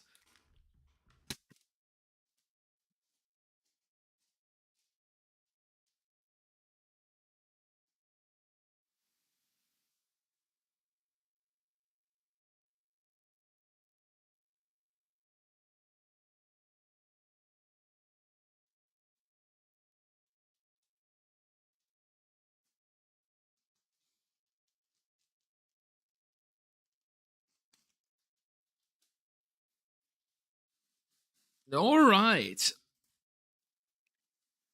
Back to business as usual, right? Anyways, that was good. Now I can talk again. I was being a bit parched there for a second. That was probably more than 10 seconds, but again, I think you'll survive. Then we have peaceful provocation. Provocation. Peaceful provocation. Say that 10 times fast. Chair stream. Yeah, I mean, it's quite nice, right? I'm quite happy that I could make like 40 people just sit there and watch my chair. Anyways, peaceful and provoke augment. Converts damage done to allies into an aura that slows enemies by 40%. Provoke converts damage done to enemies into 50% extra ability strength. Yeah, they're both quite good, and I would probably use some variant of them on some kind of build, but you know, a bit niche, yeah.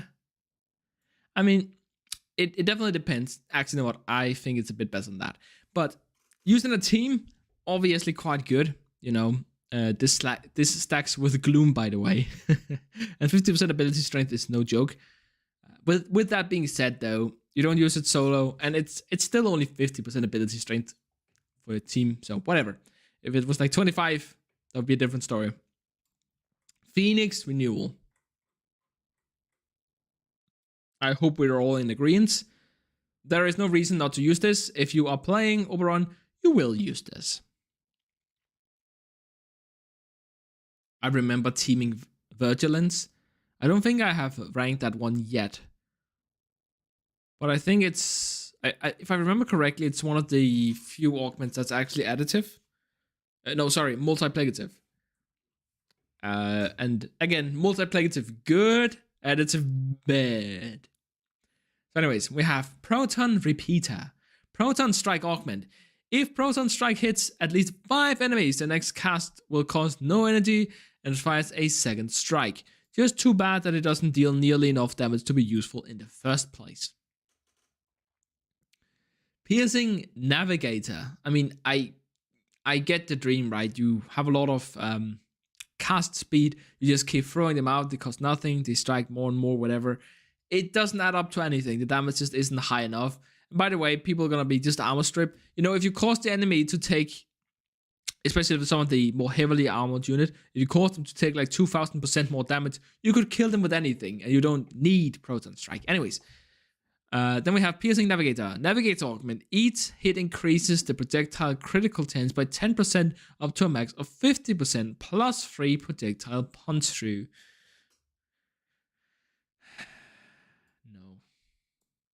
No.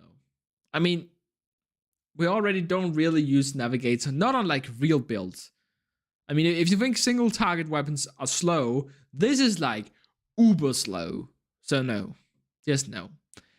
Piercing Roar. Roar Augment. Roar gains 40% range. Enemies within 25 meters are knocked down and suffer 10 stacks of puncture status effect. No. Just no. I mean, the range is kind of nice, I guess, but I'd rather just have a range mod.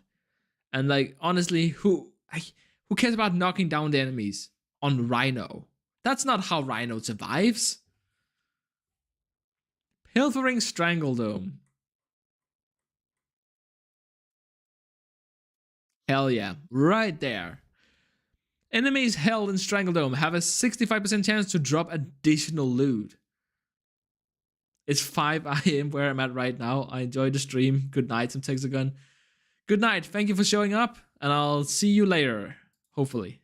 But seriously, thank you for being here. All of you. I appreciate it. It's good company having to go through all of these. Then we have Pilfering Swarm. You know, before the Steel Path, this was probably the loot ability. So you'd have Nova to speed up the enemies, Pilfering Strangledome on Hydroid for the loot. Then you would have a Banshee to amp the damage so that everything would get one shot way into like 2, 3, or even 4 hours. And then you'd have a Necros, right? That was the loot setup. Back then, it ranked quite highly, but it can't really kill efficiently on the Steel Path. And, you know, more loot is fine, but if you're killing fewer enemies, then you're not actually getting more loot, are you? Okay, anyways. Then we have Pool of Life, which is a Well of Life augment. On death, marked enemies will drop 4 health orbs with a 100% chance of dropping an energy orb. You know what? This would probably be good on any other Warframe than Trinity, but it just offers more of the same value that he already offers, which is healing and energy. And fuck me, what's what to say? Not nearly enough of it. It's like it makes Well of Life significantly better, but it's still Well of Life. Then we have Power of 3, Quiver Augment, another Quiver Augment. Quiver fires 3 arrows and consumes 20 more energy. Anyways, then we have Primal Fury Augment. Killing an enemy increases the critical chance by 15%. They increase the case over 1 second. Yeah, I mean, I don't know. Is there a cap on this? Does anyone here know? Is there a limit to how much you can use this one? Or nah?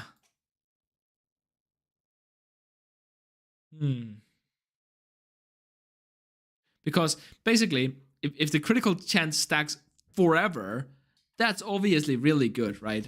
Because, or is it like 1% of the total critical chance that decays over 1 second? Or is it like 1% per second? I don't know. I'm gonna put it down here. Hopefully one of you will be able to find out for me. Anyways, we'll come back to that one later. Then we have Prism Guard. Prism Augment. Prism follows above Mirage duration chains to 4 seconds. This is kind of fun as like a meme build. You can use it with the other augment once again. Where is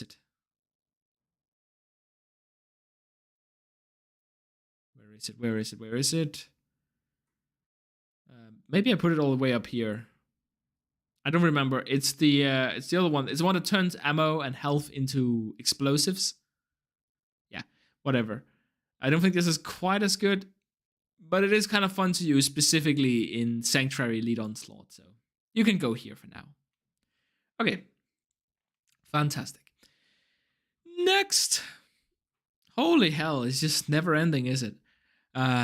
Prolonged Paralysis. A paralysis augment. Affected enemies are pulled towards a Valkyrie, and stun duration is increased by 200%. Yeah, it's an augment that exists. Disco Ball Dance? Yeah, it's a party. And it deals a lot of them. Okay, the one thing, actually, I'm glad you remind me. If you don't have a good... If you don't have much for your weapons, if you don't have a good setup on your weapon yet, this can actually be used on Steel Path just enough itself to kill the enemies. It is that powerful. So it can be a bit of a klutz if you somehow have made it all the way to Steel Path without having a good weapon, I guess. Anyways, then we have Purging Slash.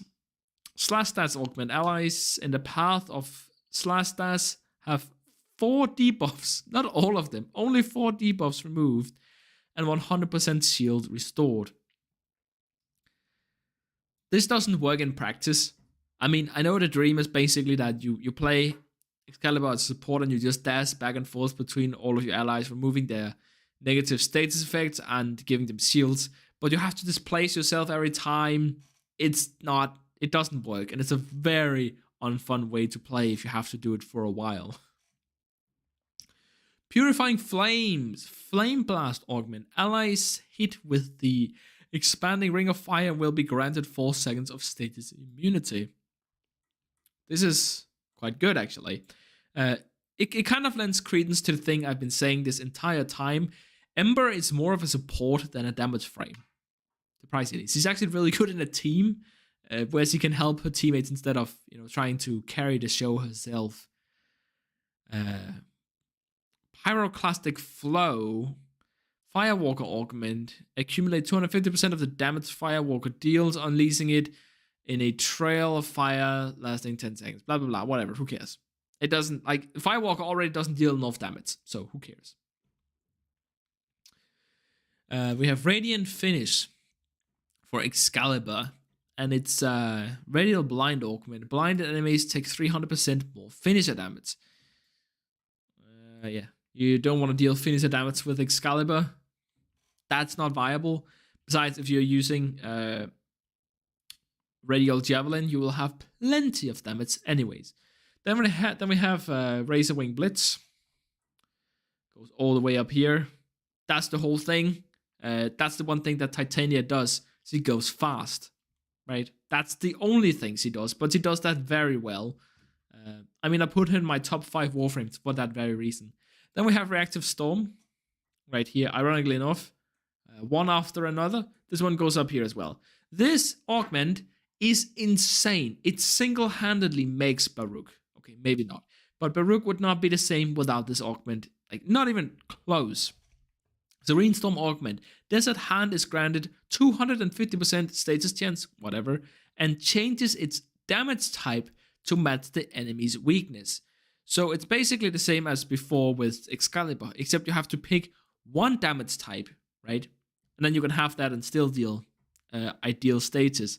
Now, you still can deal the kind of status that you want, but you're also always, no matter what, getting 75% increased damage against all enemies. Multiplicative damage. Holy hell.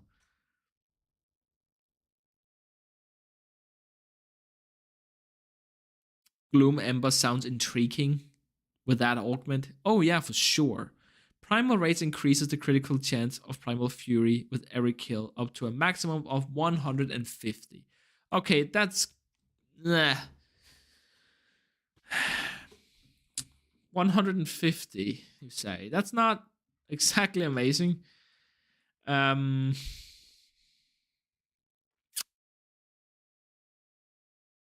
guess it's not entirely useless. I will allow it to be here. I could imagine a scenario where I would replace my 8th mod for this. But only barely. It's certainly not good, per se. Okay. Anyways. So, next, we have Reaping Chakram. So, Blazing Chakram augment. Each enemy hit increases the ring's damage by 2, and the chance for enemies to drop health orbs on death by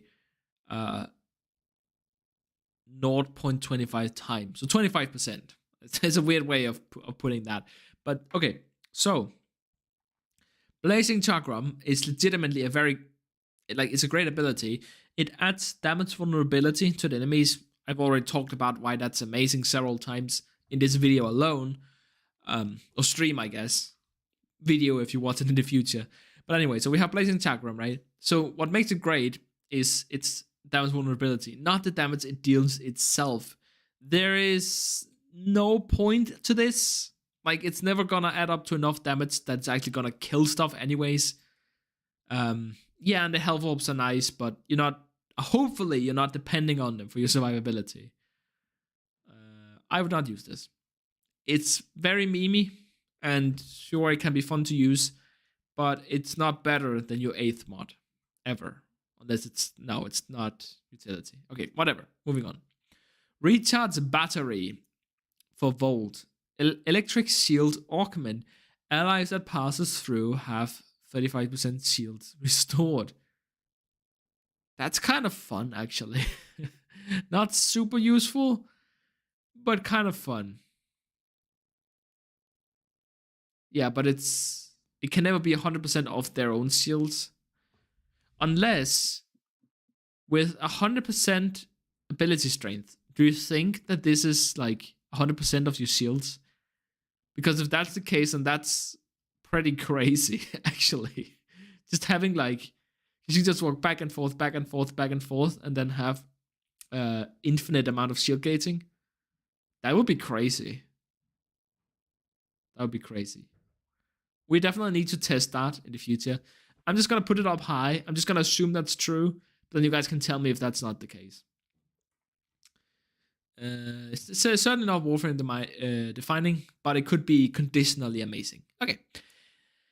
And then we have Regenerative Mold. After casting Mold, Siren generates 50 health per second for 10 seconds. 50 health per second is a decent amount, but it's not exactly a huge amount either. I don't know, go to hell. There's a lot of good augments for Saren, but that's not one of them. Especially since we have Magus Repair. Reinforcing Stump. So this is what I talked about earlier. Augment Iron Skin heal. Health is replenished by 4% for each enemy affected. So basically, your Iron Skin health, I mean, it does what it says on the tin, right? But, so the build I talked about earlier, where you have legitimately multiple millions of Iron Skin health. So if you hit 10 enemies, then you store 40% of that. So that's, you know, 1 million and some amount of health back to your, like, whoa, shit.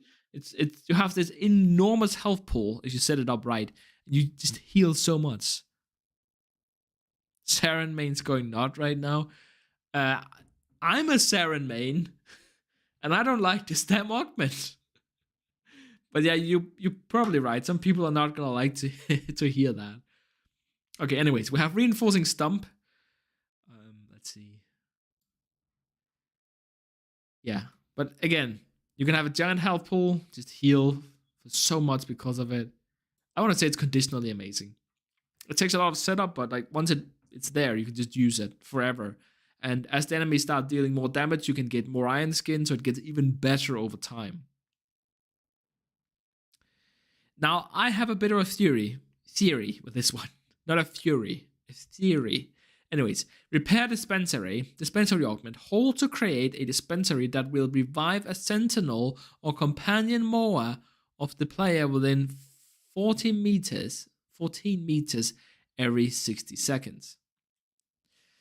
So basically, the idea that I have here, if you guys don't know, you can farm with a mod for your sentinel called Spare Parts, where they will drop a rare resource when they die. If we can revive that companion over and over again, then maybe they can drop their spare part over and over again. Yeah, exactly. That's what I'm saying. Does that actually work? I don't know. I've been meaning to test it for a while, but I mean, if it does, isn't that amazing? I'm gonna assume that it does for now, and I'm just gonna say that it's conditionally amazing because you can make a Warframe build that will never die, but then just have a Sentinel that will be able to be killed very easily. I don't know how long the dispensary sticks around. I use repair dispensary for lantern. It's a pain in the butt. Oh yeah. Regenerative mold and mold goes well with Garuda. I know why you're saying that, but I feel like it needs a little bit more survivability than just a bit of healing. You know what I mean? I've been using this method for several months. Okay, awesome. I'm gonna start using it as well. Definitely need to experiment, but yeah, that sounds awesome. It makes him more mobile. Yeah, I guess that's true. But still, you are, you know, your shield gate fails, you die. That's like the main issue. Okay, anyways, moving on quickly. Repelling Bastille augment. Enemies within the Bastille have a 100% chance to be repelled every 4 seconds. Vortex duration is increased by 70% of its maximum duration for each additional vortex thrown into it. This one sucks. I tried using it. Why? You can no longer gain armor. You don't have armor strip on the enemies either. My god, that sucks. Then we have Resonance. Killing enemies by shooting their weak spots will trigger another sonar for 100% of the remaining duration. This augment is so insanely, incredibly, unbelievably, unimaginably broken. So when casting sonar, obviously you can have multiple marks on the enemies, but there is a limit to how many you can have, right? This augment allows you to bypass this limit, right? So you kill an enemy, right? It spread those marks across a bunch of other enemies. you kill those enemies, and those spread those marks across a bunch of other enemies. And if you have a Banshee just casting sonar over and over and over again in the background, all enemies are gonna be coated in these marks to the point where no matter where you hit them, you're gonna trigger the ability like 3 times. And each of those is 14 times more damage, which stacks multiplicatively with one another, which means that all enemies in the level will actually just take literally 1,000 times more damage. I'm not even exaggerating. I think Banshee is so insane. These like pre-made groups, completely underrated Augment, completely underrated Warframe. Resonating Quake, oh my god. Forgoes channeling to create a shockwave that deals 20 times damage at the epicenter, gradually weakening as it expands out. This deals no damage, it's ridiculous, it's just terrible. Bad ability, bad Augment, go away. Revealing Spores Augment. Infested enemies within 40 meters appears on the minimap, plus 40 enemy radar. So what's the point then? If you can... Okay, so basically, the augment says you can see all enemies within 40 meters. All enemies within 40 meters affected by spores can also be seen on the minimap. Oh yeah, okay, so I guess I can see where my spores are if I need to hunt them down. That's ridiculous, come on. Get out of here. Rift Haven. Banish Augment. Allies banished to the Rift will have 25% of their maximum health restored every second. Now this, on the other hand, I think this is actually quite good. Like in a coordinated squad, just being able to be inside of the Cataclysm, getting all of your health back and then getting back to fighting, or even like fighting inside the Cataclysm and just being healed for a crazy amount the entire time. Alternatively, you can use this and then banish Mesa into the void, from which she can still attack the enemies while being healed the entire time. It works for farming rare items with companion sentinels, repairs, dispensary. Fantastic, that's awesome. I'm definitely gonna be using that way more. Rift Torment, okay. Limbo deals 30% extra damage for each enemy affected by Rift Surge while in the Rift. I mean, this is like the augment that saves Limbo a little bit, I guess. Is there a scenario where you would not use this? I don't think so. I actually think this is outright Warframe defining. That maybe that's a bit much, but yeah. No, I think it belongs there, definitely. Okay, just a few more and then we're through. Rising Storm. Bladestorm Augment. Bladestorm attacks increases your melee counter by 4, passive plus 10% combo count, blah, blah, blah. Whatever. Who cares? Who cares? Seriously, who cares? It's so easy to get combo counter anyways, especially if you're using your narrow, which you would be if you care about your combo counter at all. Go away. Leave me alone. It's an Xless mod? Oh, it's an Xless mod. Oh, I chopped it off so much I couldn't see. Which one? Oh, Sarens or Rising Storm? How's it going? It's going great. We've been doing this for a while, but it's going great. Yeah, sorry. Which one was the Xless mod? I'm just gonna keep going in the meanwhile. Then we have Rubble Heap, passive augment mod. When above 1400 rubble, landslide costs no energy, deals 2 times damage, and travels 2 times faster. I mean, come on. Isn't it obvious? Atlas do one thing. Atlas punch, big muscle, big strong stone muscle, big strong punch. Punch many forward times, many loot, punch. And this basically enables him to do that way better. So it's gonna go up here. I use it for Entranti Lantern because it's a pain. Yeah, Entranti Lanterns are just not fun to farm at all. I farmed a bunch of pinions, Void Plume pinions recently, because I like to get the Kuva when it's available. And I think I spent almost 2 hours on it, and throughout that entire time, I got no lanterns. Not even one. It's ridiculous. Then we have Rumbled. This is a really fun augment. Rumble's augment. Atlas becomes a Rumbler with a rock armor that can absorb up to 300% of maximum health worth of damage, but it's not affected by armor, so it's worthless. Oh, no, stop it. Up you go. Safeguard. Warding Halo augment can now be cast on allies with 50% effectiveness, so that's like 45% damage reduction. I think this is quite bad. It's something you have to cast manually. It only gives you like 45%. I don't think it's actually practical in a real mission for such a low Saren. Okay, thank you. For such a low reward, everything considered. I mean, 45% damage reduction is not a small amount of damage reduction when you can stack it on top of everything else. But I think it's just too clunky. Maybe if you want to use it on your own companion, but I'm not seeing it. Sorry. Okay, so the Saren one, where did I put it? Saren.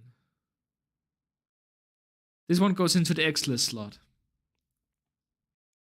So would I rather not get knocked on my ass by the 10 billion effect that's going to do that, or be able to see my spores? I think we have a pretty clear winner. Prime Sure-Footed.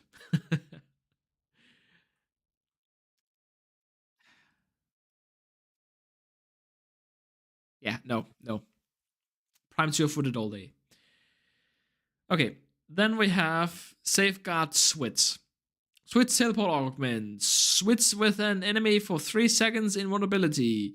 Switch with an ally to give allies 6 seconds of invulnerability. Switch also removes negative state effect from Loki and allies. I don't want to be switched places with constantly just to have some invulnerability. I mean, it's fine for the Loki, but holy hell, that's annoying for his teammates.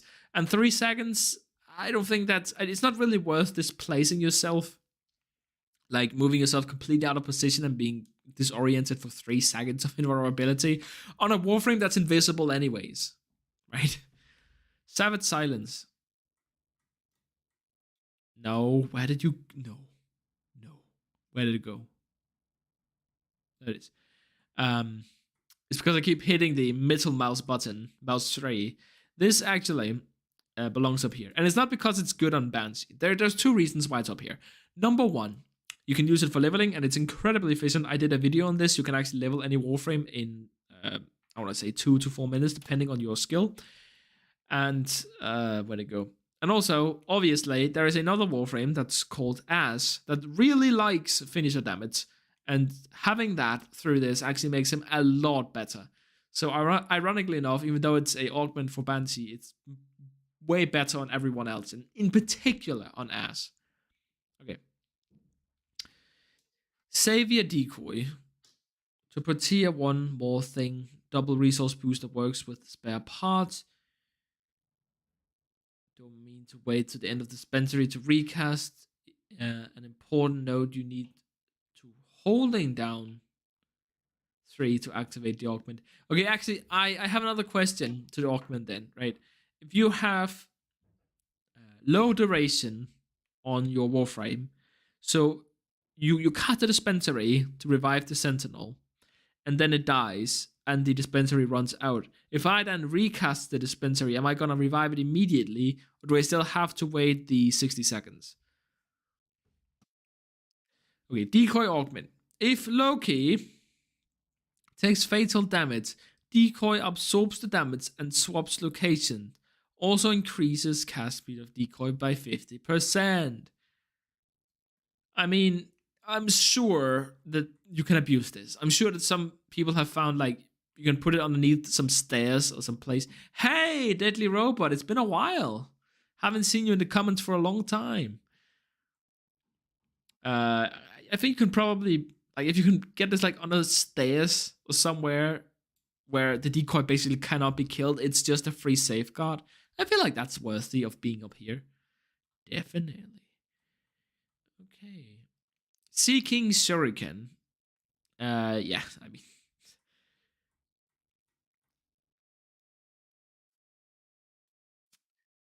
Shuriken Augment. Hits exposes weakness on enemies, reducing their armor by 70% for 8 seconds. This, you basically need no ability strength, and you can just strip 100% armor. Now, stripping 100% armor used to be a lot more difficult. It's gotten a lot easier in the last year and a half. Just one change after another has made it progressively more easy. With that being said, however, it's still not exactly an easy task to strip armor, and it's still extremely valuable. You can throw out a bunch of shurikens, especially if you're playing Disruption. This is just amazing, and I can't imagine ever playing as without actually using this. Shield of Shadows. God damn it! I did it again, didn't I? Shield of Shadows. So this thing is amazing. It's amazing. 60-second independent of duration. Damn. That is unfortunate. But I guess you can throw something on in the background and then just keep recasting it, I suppose. Macro. Macro. Anyways. We have Shadow of the Dead Augment. Each shadow within 50 meters takes 6% of the damage done to Necros in his stead. And this goes up to 90%. So you can have a bunch of shadows running around, distracting the enemies, which essentially reduces 100% of the damage you would have taken. And then if they do hit you, it also reduces 90% of the damage you would have taken, which actually turns him into an incredible tank that also distracts a lot of enemies, which makes him a decent tank in a team environment. So yeah, just an amazing tank. Dark, thank you for explaining better. I'm terrible. No reason. Okay, and then we have shocking speed. Speed augment. While moving under the effect of speed, enemies within 3 meters will take 300 electrical damage with guaranteed status effect. Terrible. Ridiculously terrible. Then we have Shock Trooper. Hold to cast will grant all allies within 15 meters additional 100% electrical damage. Don't use this in a public setting. I've said this before. However, this is actually, you use this for Eidolon hunting, and it enables soloing 3x5. It would not be possible without this augment. So I think it deserves being quite high just for this reason. Singularity by Nyx. Absorb augment. Create a ring every 3 seconds that drags in enemies at 5 meters per second. Yeah, it's a grouping ability. Something she desperately needs. But it's not that great, honestly. It's a pretty bad grouping tool. Something's better than nothing, but not by that much. Alright, then we have Smite Infusion. Same deal as before, except now it's radioactive damage from Oberon. This you can use in a team setting if you want, because it can't actually combine with anything, so it's way more safe to use. It's actually just more damage. I think it's actually underrated, like a lot. People sleep on this, especially because radioactive damage is the kind of damage you need against most bosses. So a really great support in mid to late game for boss fights. And just in general, like Phoenix Renewal and everything, bringing allies back to life, super great. Smokescreen Augment conceals allies within 15 meters for 8 seconds, and critical chance while invisible. Obviously, you want critical chance, and as you're gonna be invisible most of the time, anyways. Really good. Gonna put it right here. I'm gonna try and speedrun some of these now so we can get through. Okay, then we have Sonic Fracture, Armor Strip for Banshee. Oh shit. Obviously, Armor Strip is going to be really good on Banshee. I don't think I need to explain why. Just huge shockwave that strips armor. It takes a user's ability and makes it really strong all of a sudden. Yeah. I want to say it's conditionally amazing. Like, if you're already spamming your what's the face? Oh, whoops. My bad. If you're already spamming, hold on. Okay, sorry. I had to fix something. You're spamming your sonar, you're getting all of that damage, your team are dealing incredible damage, extra super heavy enemy comes up, maybe it's like a Demolist or something, bam, stripped armor, and then you can kill it. Really good. Okay, Soul Survivor. This one's kind of fun. It's a fun meme ability. I would definitely use it. Just pow, get back up. But yeah, no, not actually good. So it can go to hell. Okay. Then we have, oh no, how the hell do you pronounce this? Spectricium? I don't know. Spastricium? That's what I'm having right now. Anyways, enemies that die within spectral range, I don't know, spectral rates, have a 50% chance to drop energy orbs. You made a bad ability. You should have made it better. You should have been part of the ability. It should not have been an augment mod. What are you doing? Stop it.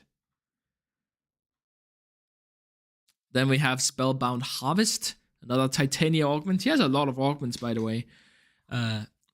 Hitting at least 4 enemies with Spellbind grants Titania 50 energy. The next cast has 40% ability range. Too bad it's not an ability I want to use anyways. Hold on.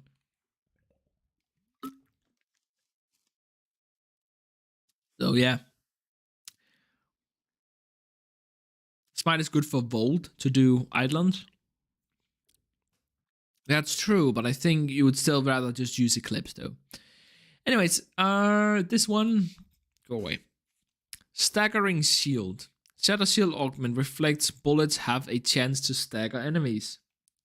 The base 50% chance increases with power strength. I mean, I'm not saying it's completely useless or anything, but I think I would.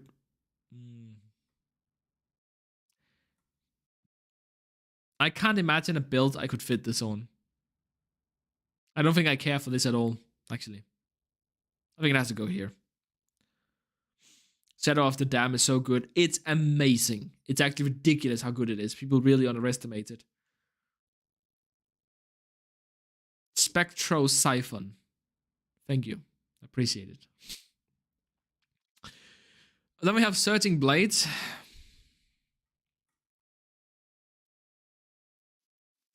I don't know who was responsible for Eurelia's game design, but I just decided in this moment I hate them.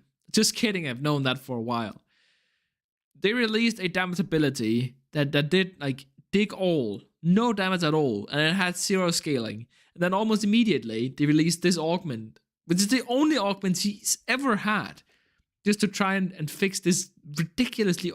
Why is this not part of the base ability? The base ability is so ridiculously terrible, and she's a recent Warframe. There's no reason for it to be that bad. Spectro Siphon, thank you.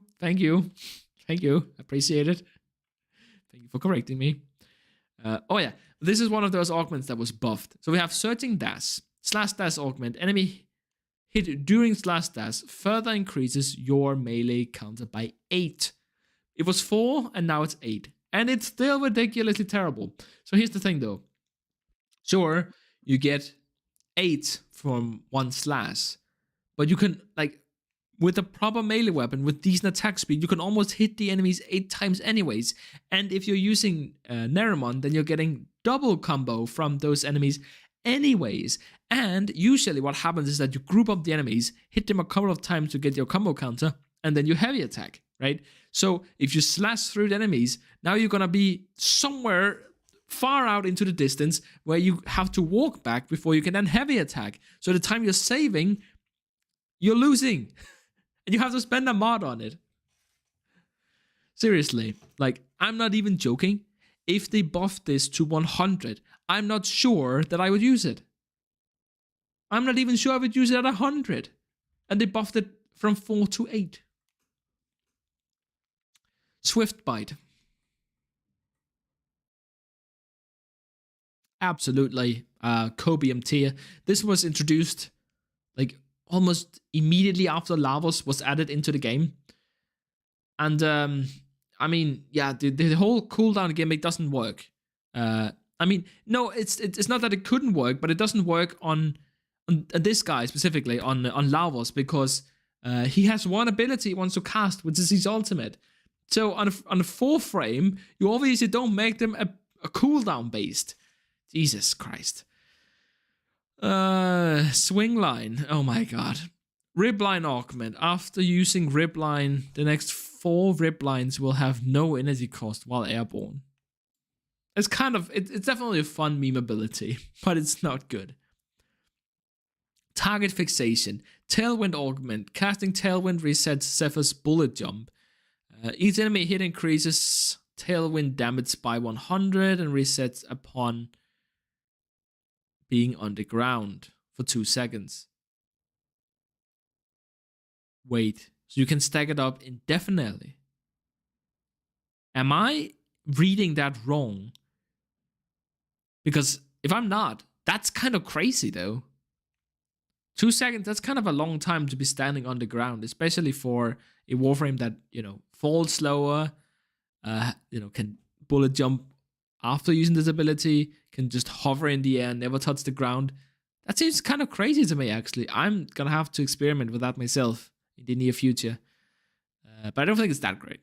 It's gonna go in great. It's certainly memey, but it can be memey and still actually work somewhat, a little bit. Anyways, then we have Titanic Fracture, Titanic Augment. Create up to 3 walls with 100% health. Walls can no longer be turned into boulders. This actually, I legitimately, when I was playing Railjack and everyone kept using the turrets to blow up my tether, thereby causing it to deal no damage because of that glitch, I would use this augment and I would put walls on the turret so that people couldn't use it. So I legitimately have used this augment a lot. Since that's no longer an issue though, there's no reason. Teaming Vigilance. That's the one we talked about. So Teaming Vigilance, Vigilance augment. Hitting 4 enemies with Vigilance grants 120% primary weapon critical chance for 15 seconds. Wow. That is not bad. I would absolutely want to use this. It's so cheap as well, right? Like it doesn't, like hitting 4 enemies, you already want to do that, right?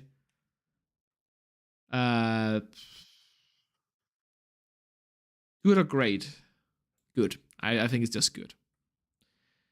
Anyways, then we have Tesla Bank. I thought this looked amazing, but upon testing it, I was like, meh. The main issue is that electricity deals reduced damage to armor.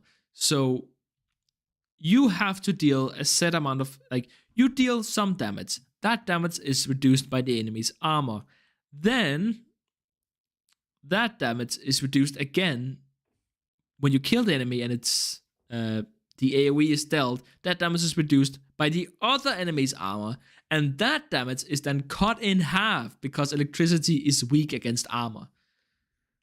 So you end up dealing 2.2% of the initial damage or something. It's ridiculous. It's so bad. It's much better against Corpus, but against any unit with armor, it's so completely just useless.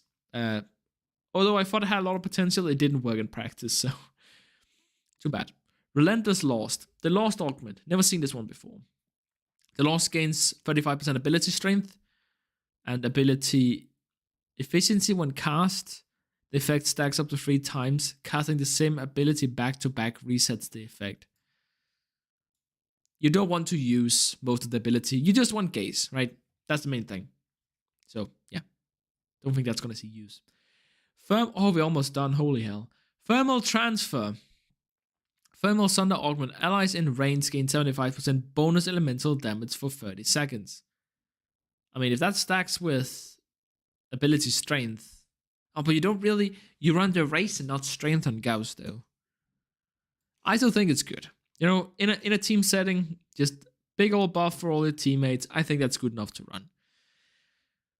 Thrall Pact. Gain 25% primary damage for each active thrall. I mean, you can very easily get a lot of thralls, though it's only on your primary weapon. Yeah, it's not super great. But I would definitely run it. If I am going to be playing Revenant, which I don't love the guy, but if I am going to be playing him, then Yeah, sure.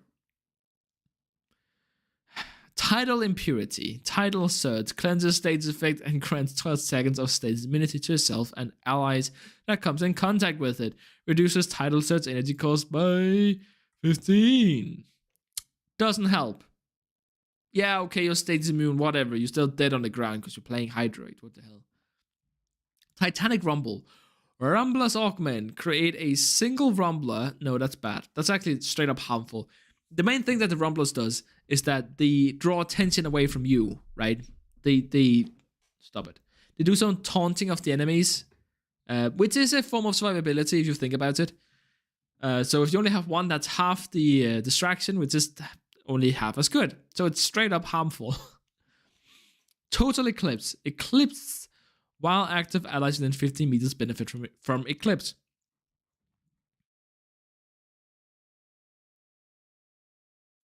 Now you might be surprised why I would put it all the way up here in Warframe Defining. But here's the thing. This affects your clones as well. Your mirrors will also get the benefit from Eclipse. So it will also greatly increase your damage, right? Because your clones each steal 60% of your damage and you have 4 of them.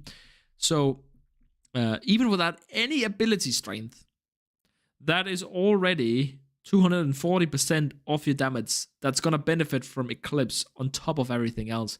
Using this with Hall of Malevolence, 4 clones, a lot of ability strength, and an explosive weapon, you're going to deal obscene amount of damage. It's actually ridiculous. Transistor Shield for Volt. More shields. Electric Shield Augment. Allies... Oh, what's this? Broken? Yeah, it really is. Absolutely ridiculous. Electric Shield Augment. Allies can pick up Electric Shield. 300% of damage absorbed will be added to Volt Static Discharge. Tribunal. Covenant Augment. Other players will trigger 100% of the effect of Penance and Tribune when attacking chained enemies.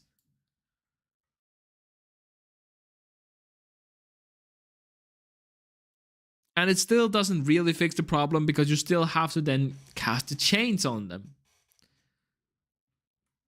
Okay. Abundant Mutation. Oh, never mind. We already done that one. Vampire Leads. This used to be like the mod. Holy hell. Oh no, sorry, no, this is not the one. So Energy Vampire. Excess energy replenishes shields by 150%. With enough ability strength, you can actually get to the point where this will give you a free shield gate every time it pulses. That's crazy. That's nuts. You might say, well, that sounds like really easy shield gating. You can just time it so that every pulse happens every 1.3 seconds. To which I say, yeah, that is exactly right. But it's not exactly defining because you're not going to be playing it on every build. Not every composition cares about this, but most will. So then we have Vampiric Grasp. Never seen that one before either. Grasp of Lohe Augment. When a stolen weapon deals damage to an enemy affected by Lost Grasp or the Vast on time, Sago heals for 25. I don't think they can deal damage to Gaze, which is the one we want to use the most. Besides, Sago is all about shield gating, evasion, and all of that. He doesn't care about healing. Like, health is not his thing. Okay, Venari Bodyguard. Venari dies in Korra's place.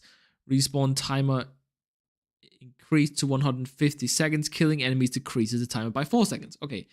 I could see myself... I actually think I have used this before, but I don't have it on my main build, and I don't want to remove anything, so it can't be that great.